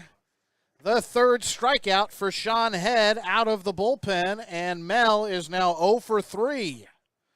Here is Justin Claxton, who's 1 for 2, had a hit in the third to left field, but struck out in the 5th. And the lefty Head deals. First pitch, a strike. Man, the fastball from Sean has looked really good so far. It's been efficient. He's already thrown 17 strikes. Pitch number 25 is a ball. The count 1-1.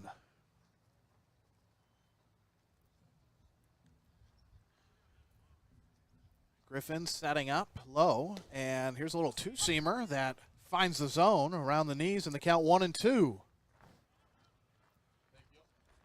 Head has struck out the last 3 batters he has faced. Daly, Petrushka, then Mell, and now Claxton is down 1-2. The 1-2 pitch is a curveball that misses inside. Head liked it, but it was just about an inch off the plate to the righty Claxton. And the count now 2-2. 2-2 pitch on the way. Here it is. Two-seamer that misses a little bit high around the belly of Claxton. That was about the height on it, right between the letters and the belt. And the count runs full, 3-2. Head going to have to make a good payoff pitch. He fires, and that's a fastball that bounces up to Griffin. That's the second walk.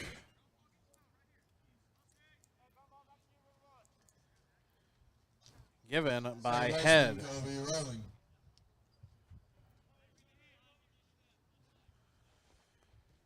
Head walk Justin Banks. When he came out of the pen into the game, and now he's walked Justin Claxton. Here is Kobe rolling, who's 0 for 2. First pitch to Rolling is a good two-seamer that goes right by the bat of Rolling. That was about letter high, maybe collar high, and Rolling went after it.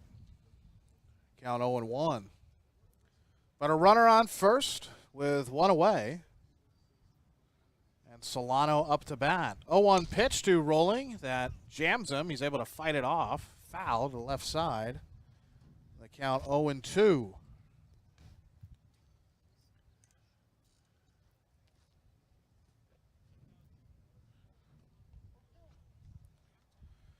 Sean Head looking for strikeout number 4 here. He's in a good spot to get it. Ahead 0-2 to the number 9 hitter, Kobe Rolling. Sitting below 125 now. 0 for 2 today. And time is called by Kobe. So he steps out of the box.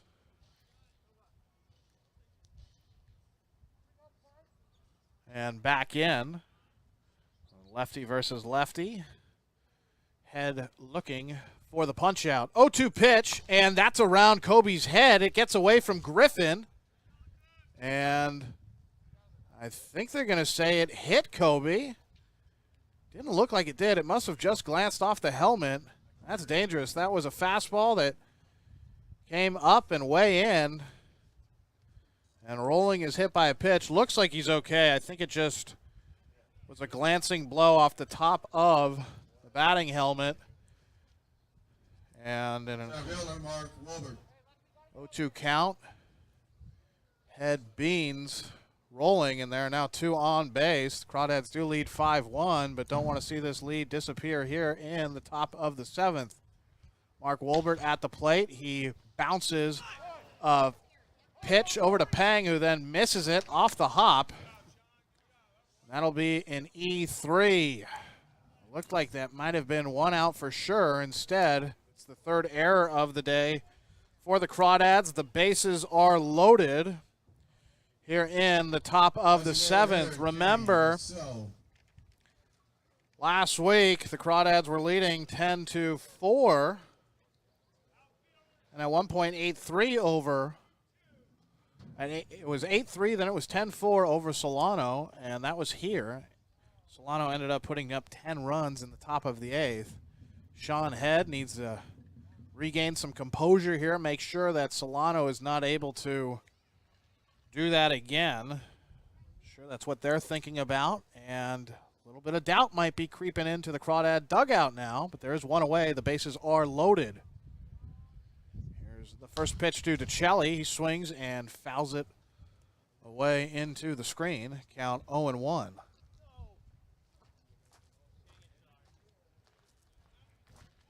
Claxton over on 3rd.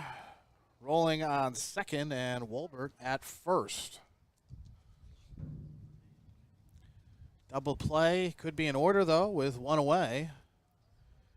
And the 1-strike pitch to DeChelli is a curveball that he has to fight off, and he is yelling at himself, perhaps the bat as well, as he was looking to square that ball up, but he is now down 0-2.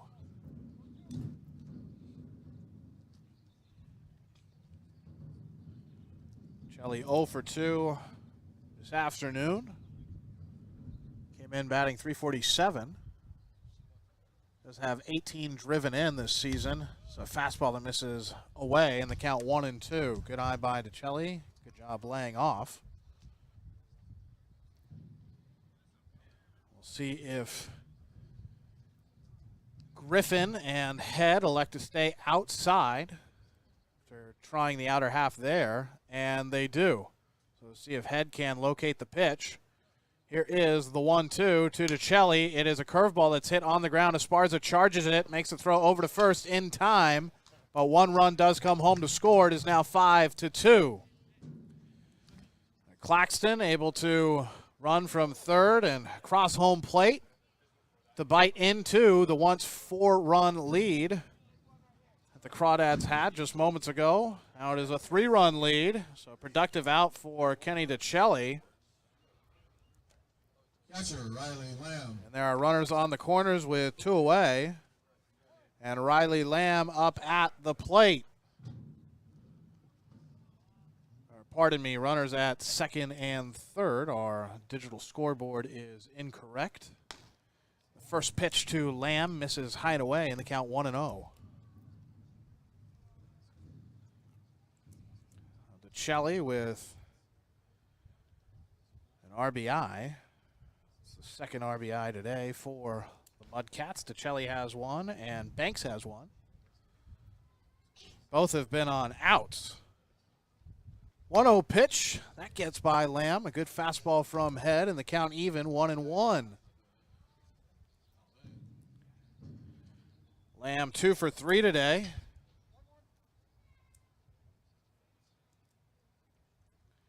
Though in his last at-bat, he lined out to center. This is the second time against Head, and a curveball that is hit on the ground, bounces up to Esparza, who then throws over to first for the third out here in the top of the 7th. So Sean Head able to limit the damage. At one point, the bases were loaded with only 1 out. Solano only able to salvage 1 run out of that situation. It is now 5-2. Crawdads still lead by 3 after 6.5 played. Bottom of the 7th coming up. Crawdads will be up to bat here on the Crawdads streaming network.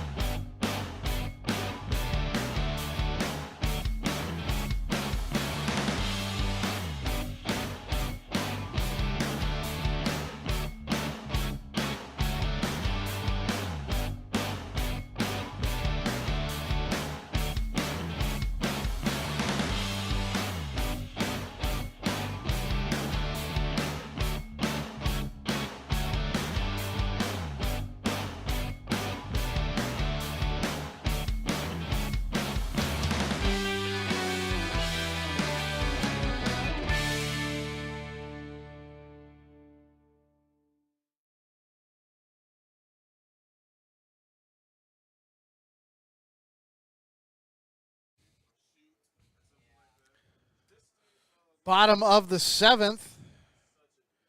It's going to be 2, 3, and 4 for the Crawdads.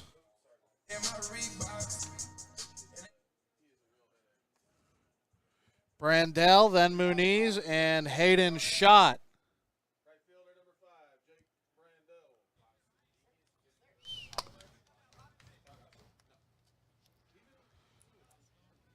Brandell is 1 for 3 today with an RBI single in the 3rd. First pitch to Brandell from Dotson is a curveball that fools Brandell. He swings at it, but not able to connect, and the count 0-1.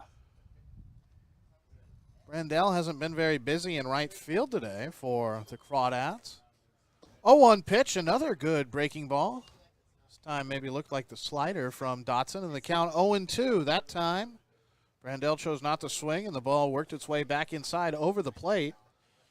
Dotson so far has faced 4, struck out 1, hasn't walked anybody, has given up the 1 hit. This is his second inning in relief.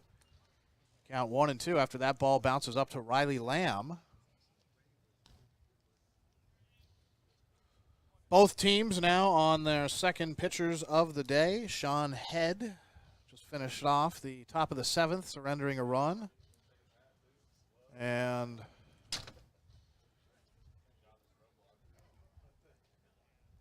Solano with Nick Dotson on the mound now after Brady Joyner was the starter. Both starting pitchers went 5 innings. Though Chris Gilmartin was better, giving up just 1 earned run. Whereas 5 runs were scored on Joyner's watch. 1-2 pitch here to Brandell, and he hits this hard but foul on the ground down the third base line, and it ends up all the way near the Crawdad bullpen. Count still 1-2. with the Crawdads leading 5-2 here in the bottom of the 7th inning.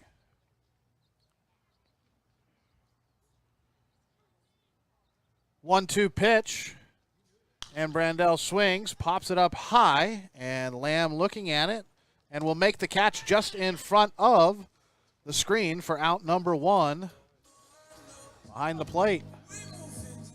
Good job tracking the ball by Riley Lamb. They're 1 away here in the bottom of the 7th.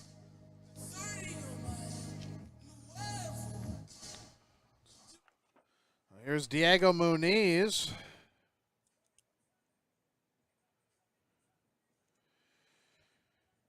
Muniz is 0 for 2.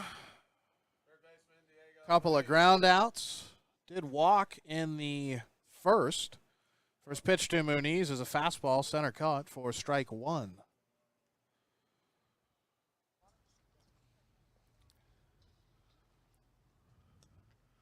Right-hander Dotson fires.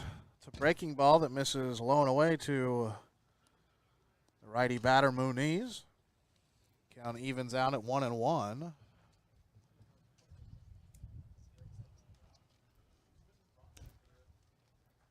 Mudcats have scored both their runs in the 4th and the 7th. They have 3 hits.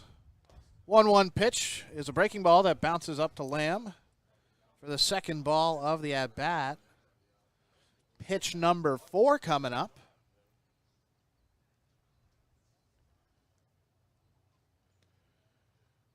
Muniz is all locked in, looking for his first hit of the day. He takes a fastball down the middle that was about thigh high. And the count 2-2.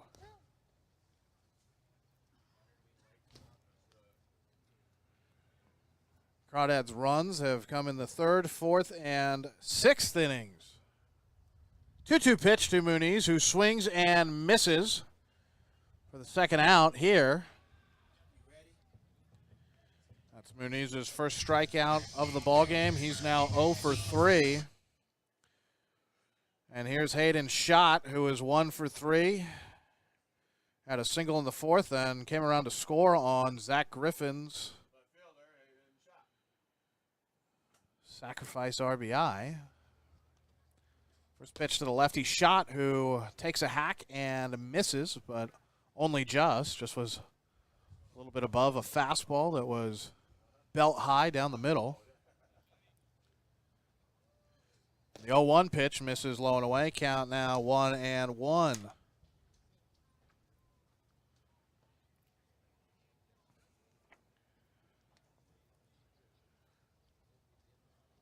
Dotson has been pretty calm out of the pen so far. Here's the 1-1 pitch. This misses low, and he is behind a shot, 2-1.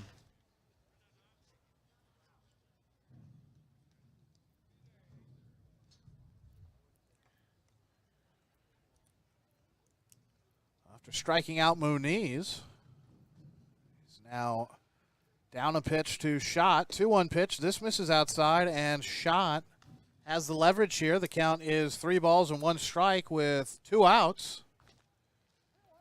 The bottom of the 7th. Crawdads lead 5-2.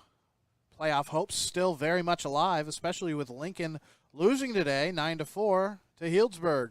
3-1 pitch. Schott gives it a ride into center, but that will die out there before the warning track and settle for Wolbert.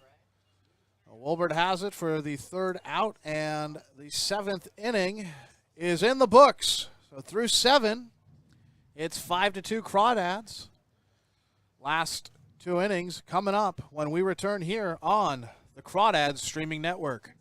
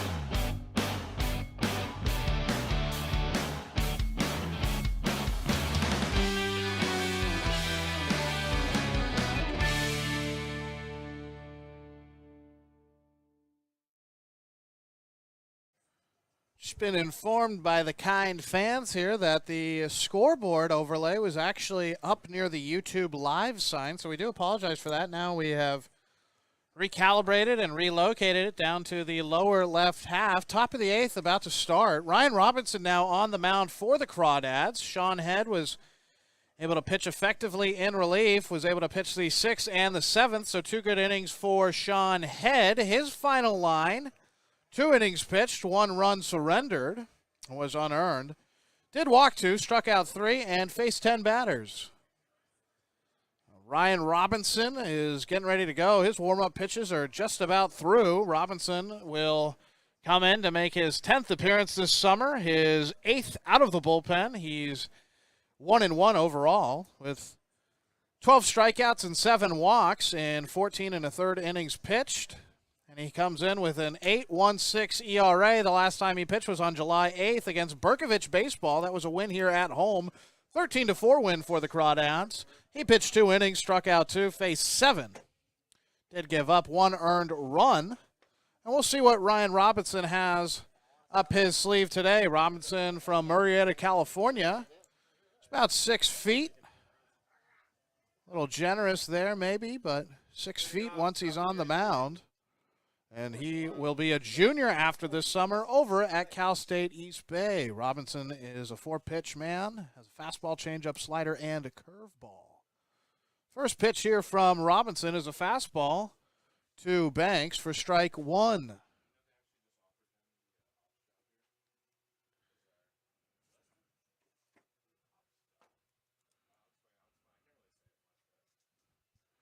Second pitch to Banks misses in. Count 1-1. After Banks, it'll be Sam Daly and then Jordan Petrushka.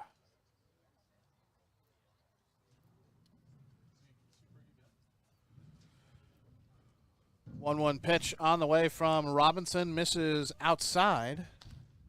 And the count 2-1.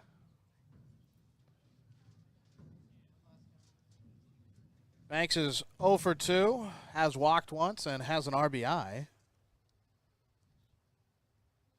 Crawdads lead by 3. It's 5-2. 2-1 pitch is a breaking ball that's hammered to right field, and that is gone. Banks gets Solano to within 2. It is 5-3. A solo shot for Banks, his 2nd of the summer.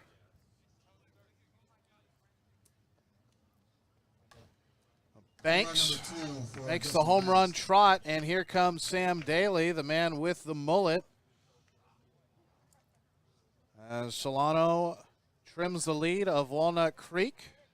They're able to put one up in the 7th to make it 5-2. And now they put a run up here in consecutive innings. It is 5-3. Righty against righty. Robinson delivers and misses high and away. Count 1-0.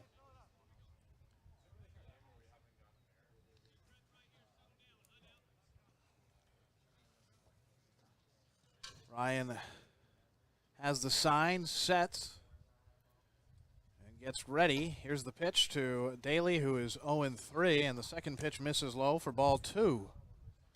2-0 to Daly, who's in right field this evening for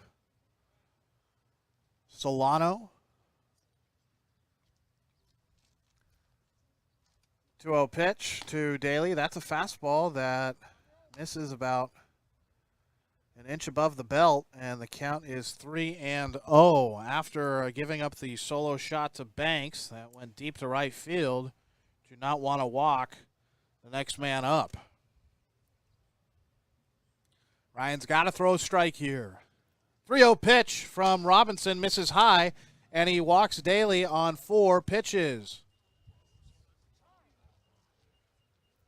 Now there's going to be a chat between Robinson, Griffin, and the entire infield will come in as the home run was surrendered to Banks. Now the walk to Daly, and here is Jordan Petrushka. Petrushka is 0 for 3. Daly was 0 for 3 before the walk. He's still 0 for 3, but now he's reached base. Both Daly and Petrushka have struck out 3 times. Petrushka has gone down 3 times swinging, twice to Gilmartin, once to Head. Daly, the same, twice to Gilmartin, once to Head, but Robinson having some trouble here out of the bullpen. First pitch to Petrushka is a fastball that he blows by Petrushka for strike 1. Good heater from Robinson and a good comeback pitch after throwing 4 straight balls to Daly. 1 strike pitch from Robinson is around the knees for strike 2.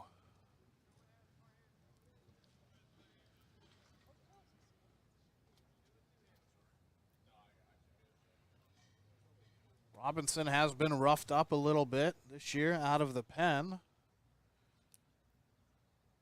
But he's ahead 0-2 here to Jordan Petrushka. 2-strike pitch, and that is the 3rd strike down the middle of the plate. Petrushka did not pull the trigger, did not even get the bat going, and he has the golden sombrero. That is his 4th strikeout, and his first one looking not a day to remember for Jordan Petrushka. And that is the first out recorded by Ryan Robinson in a 5-3 ball game at the Crawdads lead. First pitch here is swung on and missed by Dylan Mell. Mell is 0 for 3 with a strikeout of his own. That came last inning in the 7th. On deck is Justin Claxton. Sam Daly on first. Count 0-1 to Mell. Pitch from Robinson, a little check swing, but contact was made, foul. And Mell in an 0-2 hole. Robinson looks like he's getting back on track here. After inducing the swinging strike, then the check swing foul by Mell, who is still looking for hit number 10. In his 42nd at-bat of the campaign. 2-strike pitch from Robinson is on the outside corner, but called a ball. Just misses. That looked like a pretty good pitch from Ryan. That was going to maybe be back-to-back punch-outs for him. Would have had Mell looking. But now the count 1-2. Griffin ready, and the pitch. This misses high and away. And the count even at 2-2. Robinson has to calm himself down here after maybe thinking he should have gotten a call on the 3rd pitch of the AB. Pitch number 5 coming up. Robinson now at an even 15 pitches overall. 2-2. That's on the inner half, and that rings up Mell, his 2nd strikeout in a row, and the 2nd consecutive strikeout for Ryan Robinson in the bottom, or in the top of the 8th, rather. 2nd out. Sam Daly still over at first.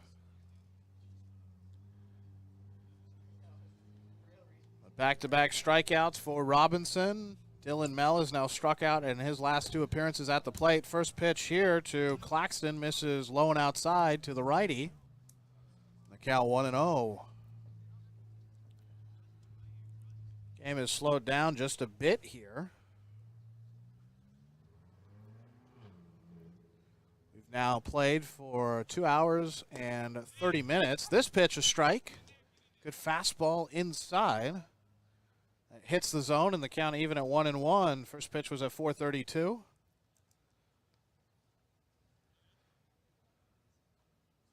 We've played for 150 minutes. 1-1 pitch.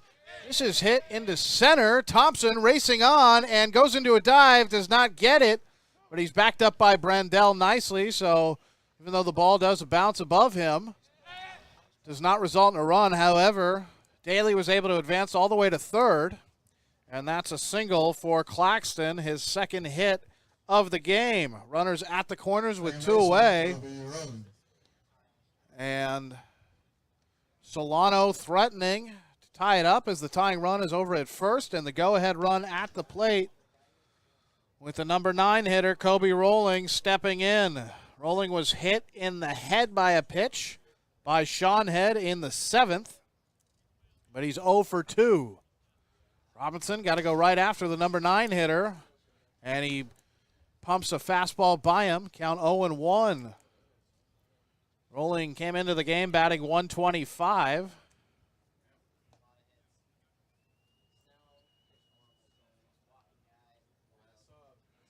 He's now down at 119 after the 0 for 2 so far today. 0-1 pitch is a strike, but no throw over to no. It's a ball and no throw over to second, as that's a steal for Claxton. Looked like a good pitch by Robinson. The count even 1-1. Not sure where that ball missed. It was right down the pipe. The count 1-1. This ball is hit over to Pang, who blocks it, is able to toss to Robinson, ahead for a slide into first, and he is out. A good job by Robinson, able to hustle over to the bag, and a nice little flip and a good block by Pang. And Kobe elects to slide head first into first base and forces Stankiewicz to make a call there, and the call is out. It's still a 2-run lead for the Crawdads. Could have been worse. They do give up the 1 run here in the top of the 8th, but it is 5-3 Dads, bottom of the 8th inning. Coming up with the Dads getting ready to bat and maybe pad the lead a little bit after they've surrendered runs in consecutive innings. After leading 5-2, after leading 5-1, it is now 5-3. 2 runs scored, 1 in the 7th, 1 in the 8th. The Crawdads holding on right now. We're going to take you through the break here into the bottom of the 8th inning, and it looks like it'll still be Dotson on the mound for the Mudcats. Doesn't look like there's been any defensive substitutions either. Dotson will face Werner, then Pang and Griffin. For a moment, I thought that ball might roll off of the body of Pang. He did have some trouble fielding it to end the inning, or end the top of the 8th, rather. But he was able to block it and then toss to Ryan, who did a very good job hustling over to first. And the Crawdads are probably hoping, well, not probably, they are hoping that this is their last time at bat today, as that would mean in the top of the 9th they are able to close things down in a 2-run ball game. It is 5-3 Walnut Creek with Trevor Werner up to bat. Werner's 0 for 2, did walk in the 6th, and then was brought on home by Nathan Pang, who had the 2-run home run. Here's a curveball from Dotson down the middle for strike number 1. Werner takes a pitch, leading off the bottom of the 8th. Dotson has now thrown 30 pitches. Control has been better than Brady Joyner's was. Second pitch is fouled back, and the count 0-2. Sounds like it hit Riley Lamb's mask. Werner going to have to fight back here. Down 2 strikes with no balls on the scoreboard. Dads with 5 runs on 6 hits. Mudcats with 3 on 5 hits. Here's a curveball that Werner's able to line up the middle. Nice dive made by Mel, but he was not able to put the squeeze on the ball. It would have been tough to throw over to first anyway to get Werner if he was able to field the ball. That is a leadoff single. So a good piece of 2-strike hitting for Trevor Werner. And he has his first hit of the game. Here's Nathan Pang. Had the 2-run blast. The bottom of the 6th. That is looking really important here. A pickoff move over to first. Werner slides back in safely. But those 2 runs are what separates Walnut Creek from Solano right now as it's 5-3. We're looking for the first pitch to the righty, Peng. Peng hits this hard, but on the ground to Mel, who throws the second for one, and the relay over to first in time. And that is a double play. The base paths are now wiped clean. And the number 7 hitter, Zach Griffin, who's 0 for 3 with an RBI in the fourth, comes up with 2 outs.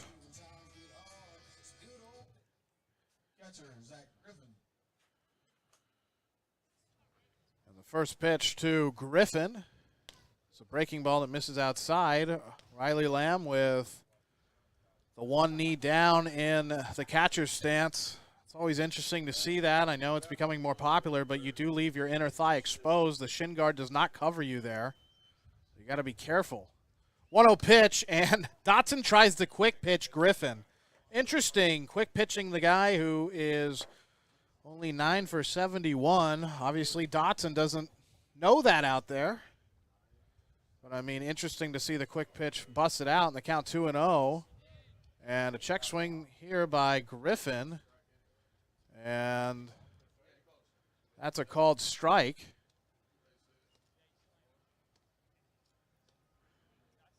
The count 2-1. But it's very interesting to see the quick pitch there. I don't know if he thought Griffin knew what was coming. Summer ball, quick pitching a guy. We've seen a few pitchers try to make quick pitches this summer, and it's usually resulted in batters being hit.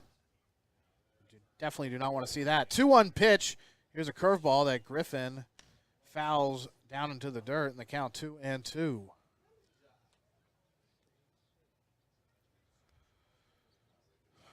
Griffin looking to keep the bottom of the 8th alive, but it's in a 2-2 count, and here is the pitch from Dotson.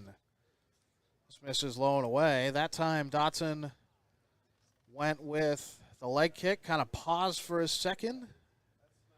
Kind of got a little, I guess, Johnny Cueto to him with the different deliveries. But the count is full.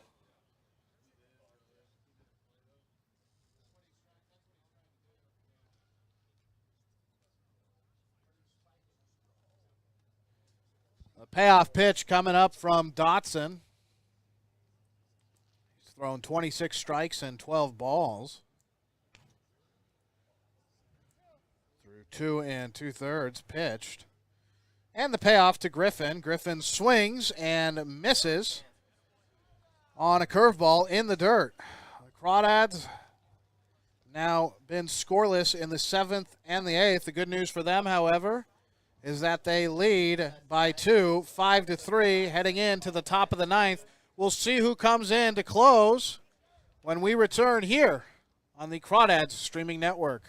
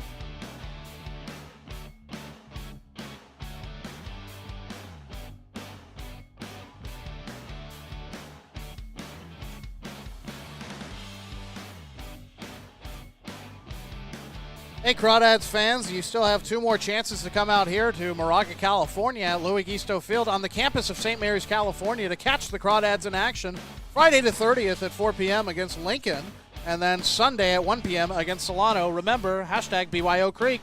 Bring your own creek.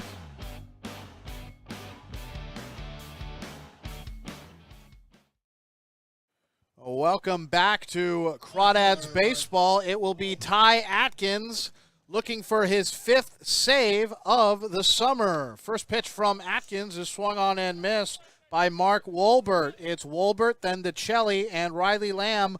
1, 2, 3 for Atkins. Atkins with a 4.61 ERA, and working quickly here, the 0-1 pitch. That misses outside in the count, 1-1.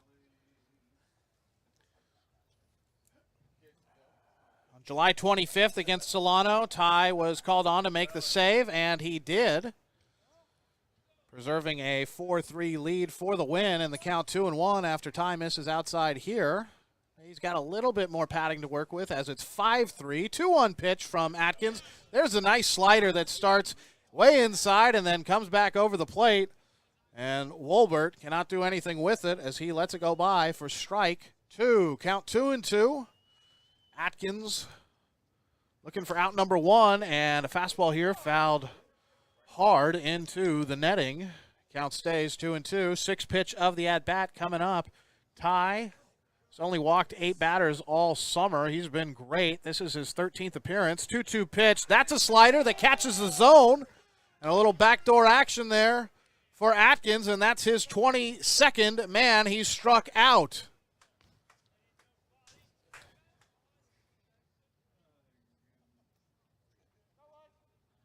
One out here in the top of the 9th.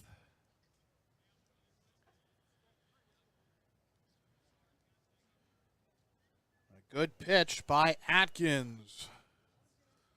2 outs left for Atkins to try to get. And here's the right-handed designated hitter, Kenny DeChelli. First pitch to DeChelli is a fastball that misses a bit inside. And the count 1-0.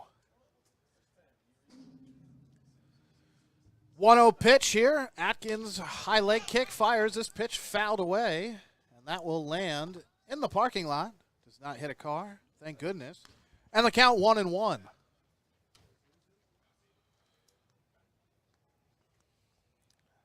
On that July 25th, where Atkins did get the save against the Mudcats, that was here at Louis Gisto Field. Atkins recorded all 3 outs via the punch-out.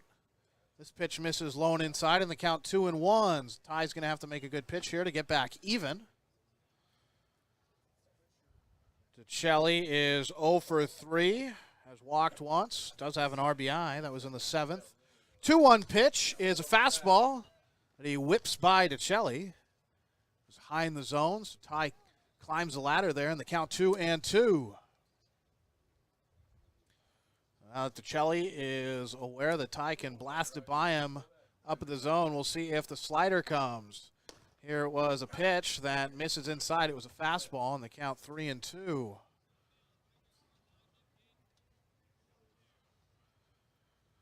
What is Ty going to go to here with 3 balls and 2 strikes, 1 out? Payoff pitch from Atkins is a fastball that DeChelli is able to tip.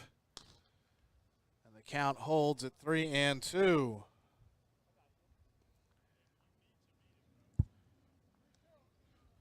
Atkins being called on to make the save here. He's the 4th man on the mound for the Crawdads today, the 3rd out of the pen. Payoff pitch, and this misses high and away. That's the 9th guy that Ty has given the free ride over to first base to. And the tying run is now at the plate with DeChelli at first and Riley Lamb up to bat.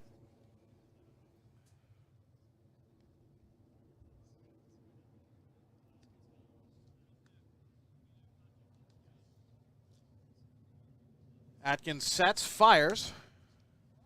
This is a fastball that misses high and away. Catcher Riley Lamb. The count 1-0 to Lamb. Tension building here a little bit. 1-0 pitch. That's a slider that is maybe a gift call there from home plate umpire Harvey Maxey. But a strike. That was a slider that I do not think broke back in, but Ty will take it. And the count even 1-1. There's a slider that never got going back in, stayed high and away the entire time, and the count 2-1.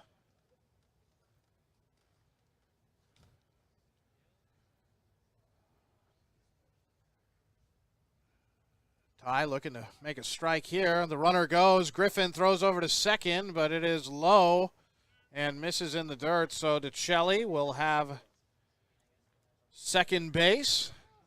They stay on the base paths. Will DeChelli. Kind of interesting to send the runner if he is gunned down by Griffin. That's the second out, and you need that run. Count 2-2.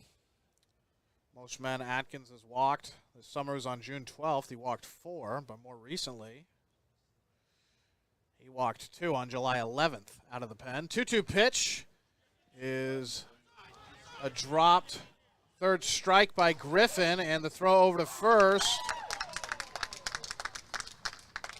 Not in time.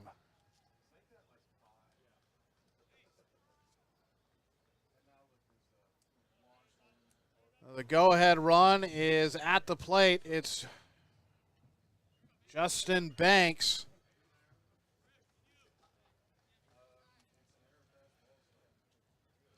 First baseman. Pass ball on Griffin. That was a chase pitch. And it did draw the pitch, and that first pitch is a strike. And Riley steals second without a throw from Griffin. DeChelli is still on the base. Now Riley Lamb has. The 0-1 pitch misses low and away with a slider. And now there's going to be a meeting on the mound between Griffin and Atkins. Count 1-1 to Banks, who in his last at-bat hit a big blast over the wall and right, a deep home run for his third home run of the summer.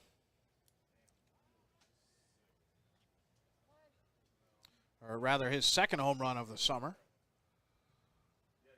1-1 pitch from Atkins. That's a fastball, good for strike number 2. The outer corner to the lefty, Banks. And the 1-2 pitch coming up. Atkins has just thrown over 20 pitches. Next pitch will be number 22. 1-2 on the way, a slider. Banks just chops at to stay alive, and he does. But there are runners on the corners with one away. Go-ahead run at the plate. A little bit of drama building here as the sun's starting to set. Louis Gisto Field in Moraga. Crawdads looking to get to 500 and get their 21st win of the summer here. 1-2 pitch. It's a fastball that misses outside, and the count 2-2.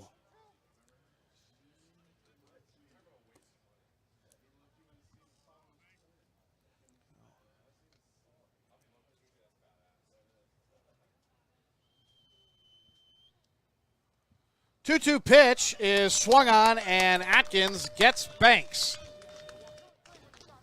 Second out here in the top of the ninth. And Sam Daly will be the last chance for the Mudcats. The good news for Solano is that he is the go-ahead run. Tying run over on first. It is 5-3. Atkins looking to get out number 3 after the strikeout of Banks. The lefty Atkins fires, misses with a fastball inside to the right-handed bat of Sam Daly, who has struck out 3 times, walked in his last trip to the dish in the 8th. Petrushko's on deck, has 4 strikeouts. Atkins has a chance to make it 4 for Daly. 1-0 pitch is swung on a miss, and now it's 1-1.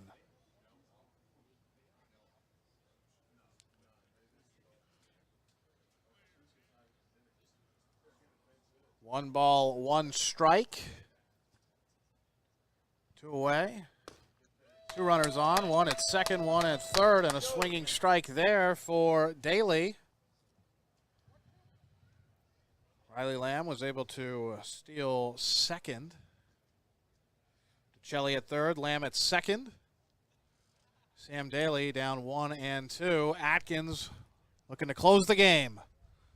The 1-2 pitch from Ty bounces in the dirt, gets away from Griffin, who hustles and tries to get it back home to the covering pitcher, Atkins. But the run does come home to score. The pitch in the dirt. And the count 2 and 2. Shelley comes around to score. It is now a 5-4 lead for the Crawdads. And Atkins needs to find the punch-out pitch. Do not want to risk Daly putting a charge into a ball here. Tying run on third. The go-ahead at the plate. 2-2 pitch from Ty is a fastball that rises high and misses high. And the count is full. Payoff pitch on the way from Atkins. A nice time to see Atkins bust out the slider.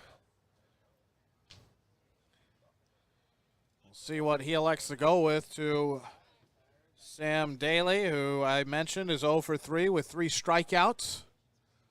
Payoff pitch is a fastball that is check swung at. Rover charging it, has it, throws over to first in time, and the Crawdads have won 5-4, putting the brakes on the comeback bid by Solano, who had the tying run at third and the go-ahead run at the plate.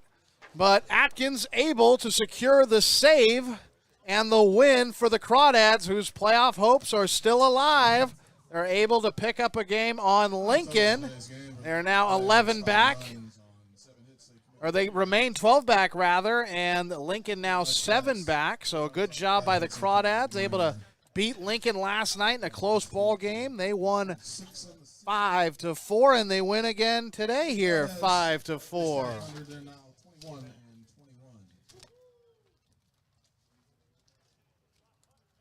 The winning pitcher for the Crawdads was Gil Martin, who was able to go 5 innings, gave up 3 hits, 1 run. It was earned, walked 1, struck out 8, faced 20. Brady Joyner is the loser, pitching 5 innings, giving up 5 hits, gave up 5 runs, 4 of them earned, struck out 6, and walked 3.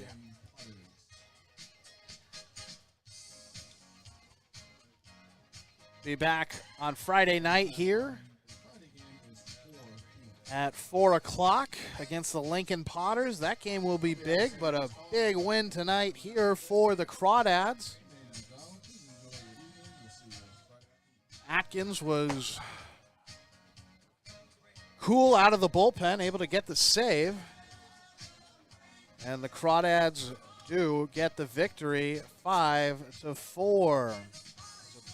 Kind of a back and forth affair here for a while, and then the Crawdads were able to jump out on top for an extended period of time. It was 3-1 in the 5th, and then 5-1 in the 6th. But then in the 7th, Solano scored a run, making it 5-2. In the 8th, they scored another run, making it 5-3. Crawdads were not able to score in the 7th or the 8th. So heading into the 9th, it was 5-3. Then Solano did score 1 run on the wild pitch.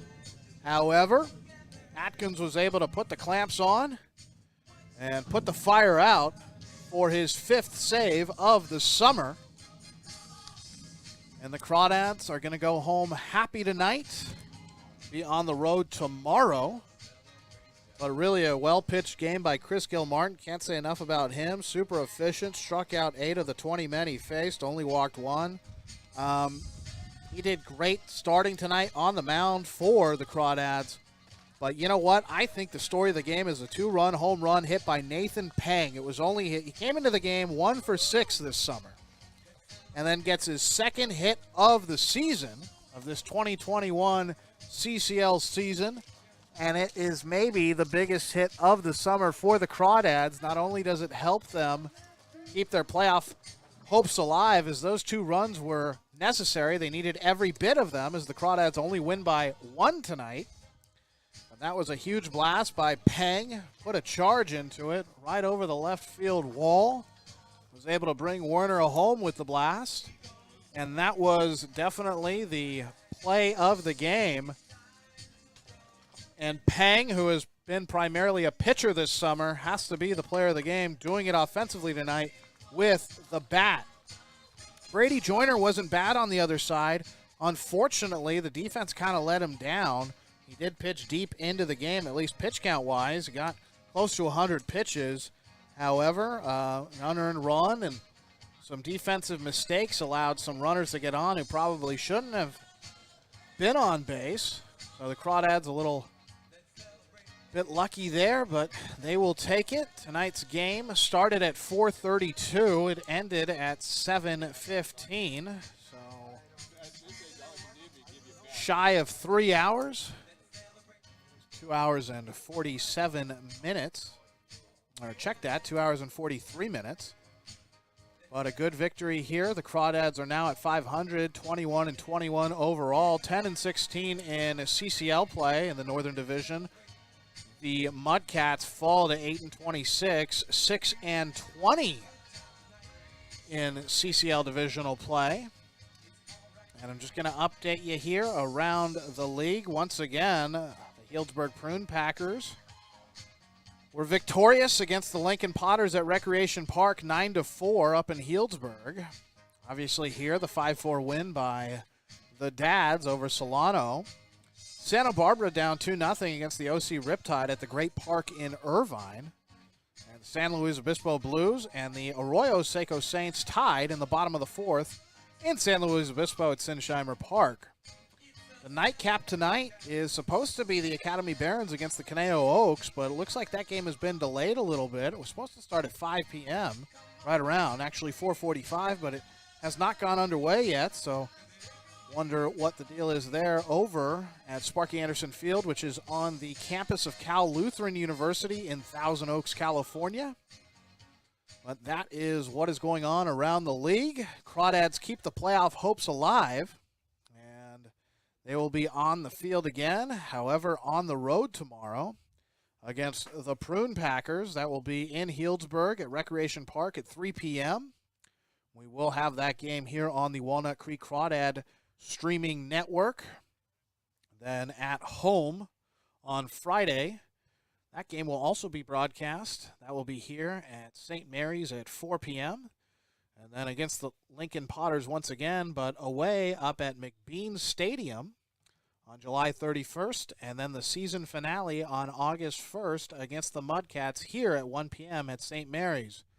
The Crawdads are now on a 3-game winning streak. And actually, check that, a 4-game winning streak. So they've been good in the last 10, been 9-1 in the last 10 games played. So that is a great sign, getting hot at the right time. Unfortunately, it's come a little bit late, so they do need some help from some of the other teams around the league. In particular, they need the Potters to keep stumbling down here, down the stretch. But we'll get to that bridge, and we'll cross it when we arrive there. For the last time tonight, I'm Alon to say the Crawdads win 5-4. The final line score, 5 runs for the Crawdads on 7 hits and 3 errors. Luckily, they did not come back to bite Walnut Creek. And Solano with 4 runs, 5 hits, and 1 error. So that's the final line score. This game is in the books. And I hope everybody has a nice, safe night tonight. And thank you for joining us on the Crawdads Streaming Network for Crawdads Baseball on this Wednesday, July 28th, 2021.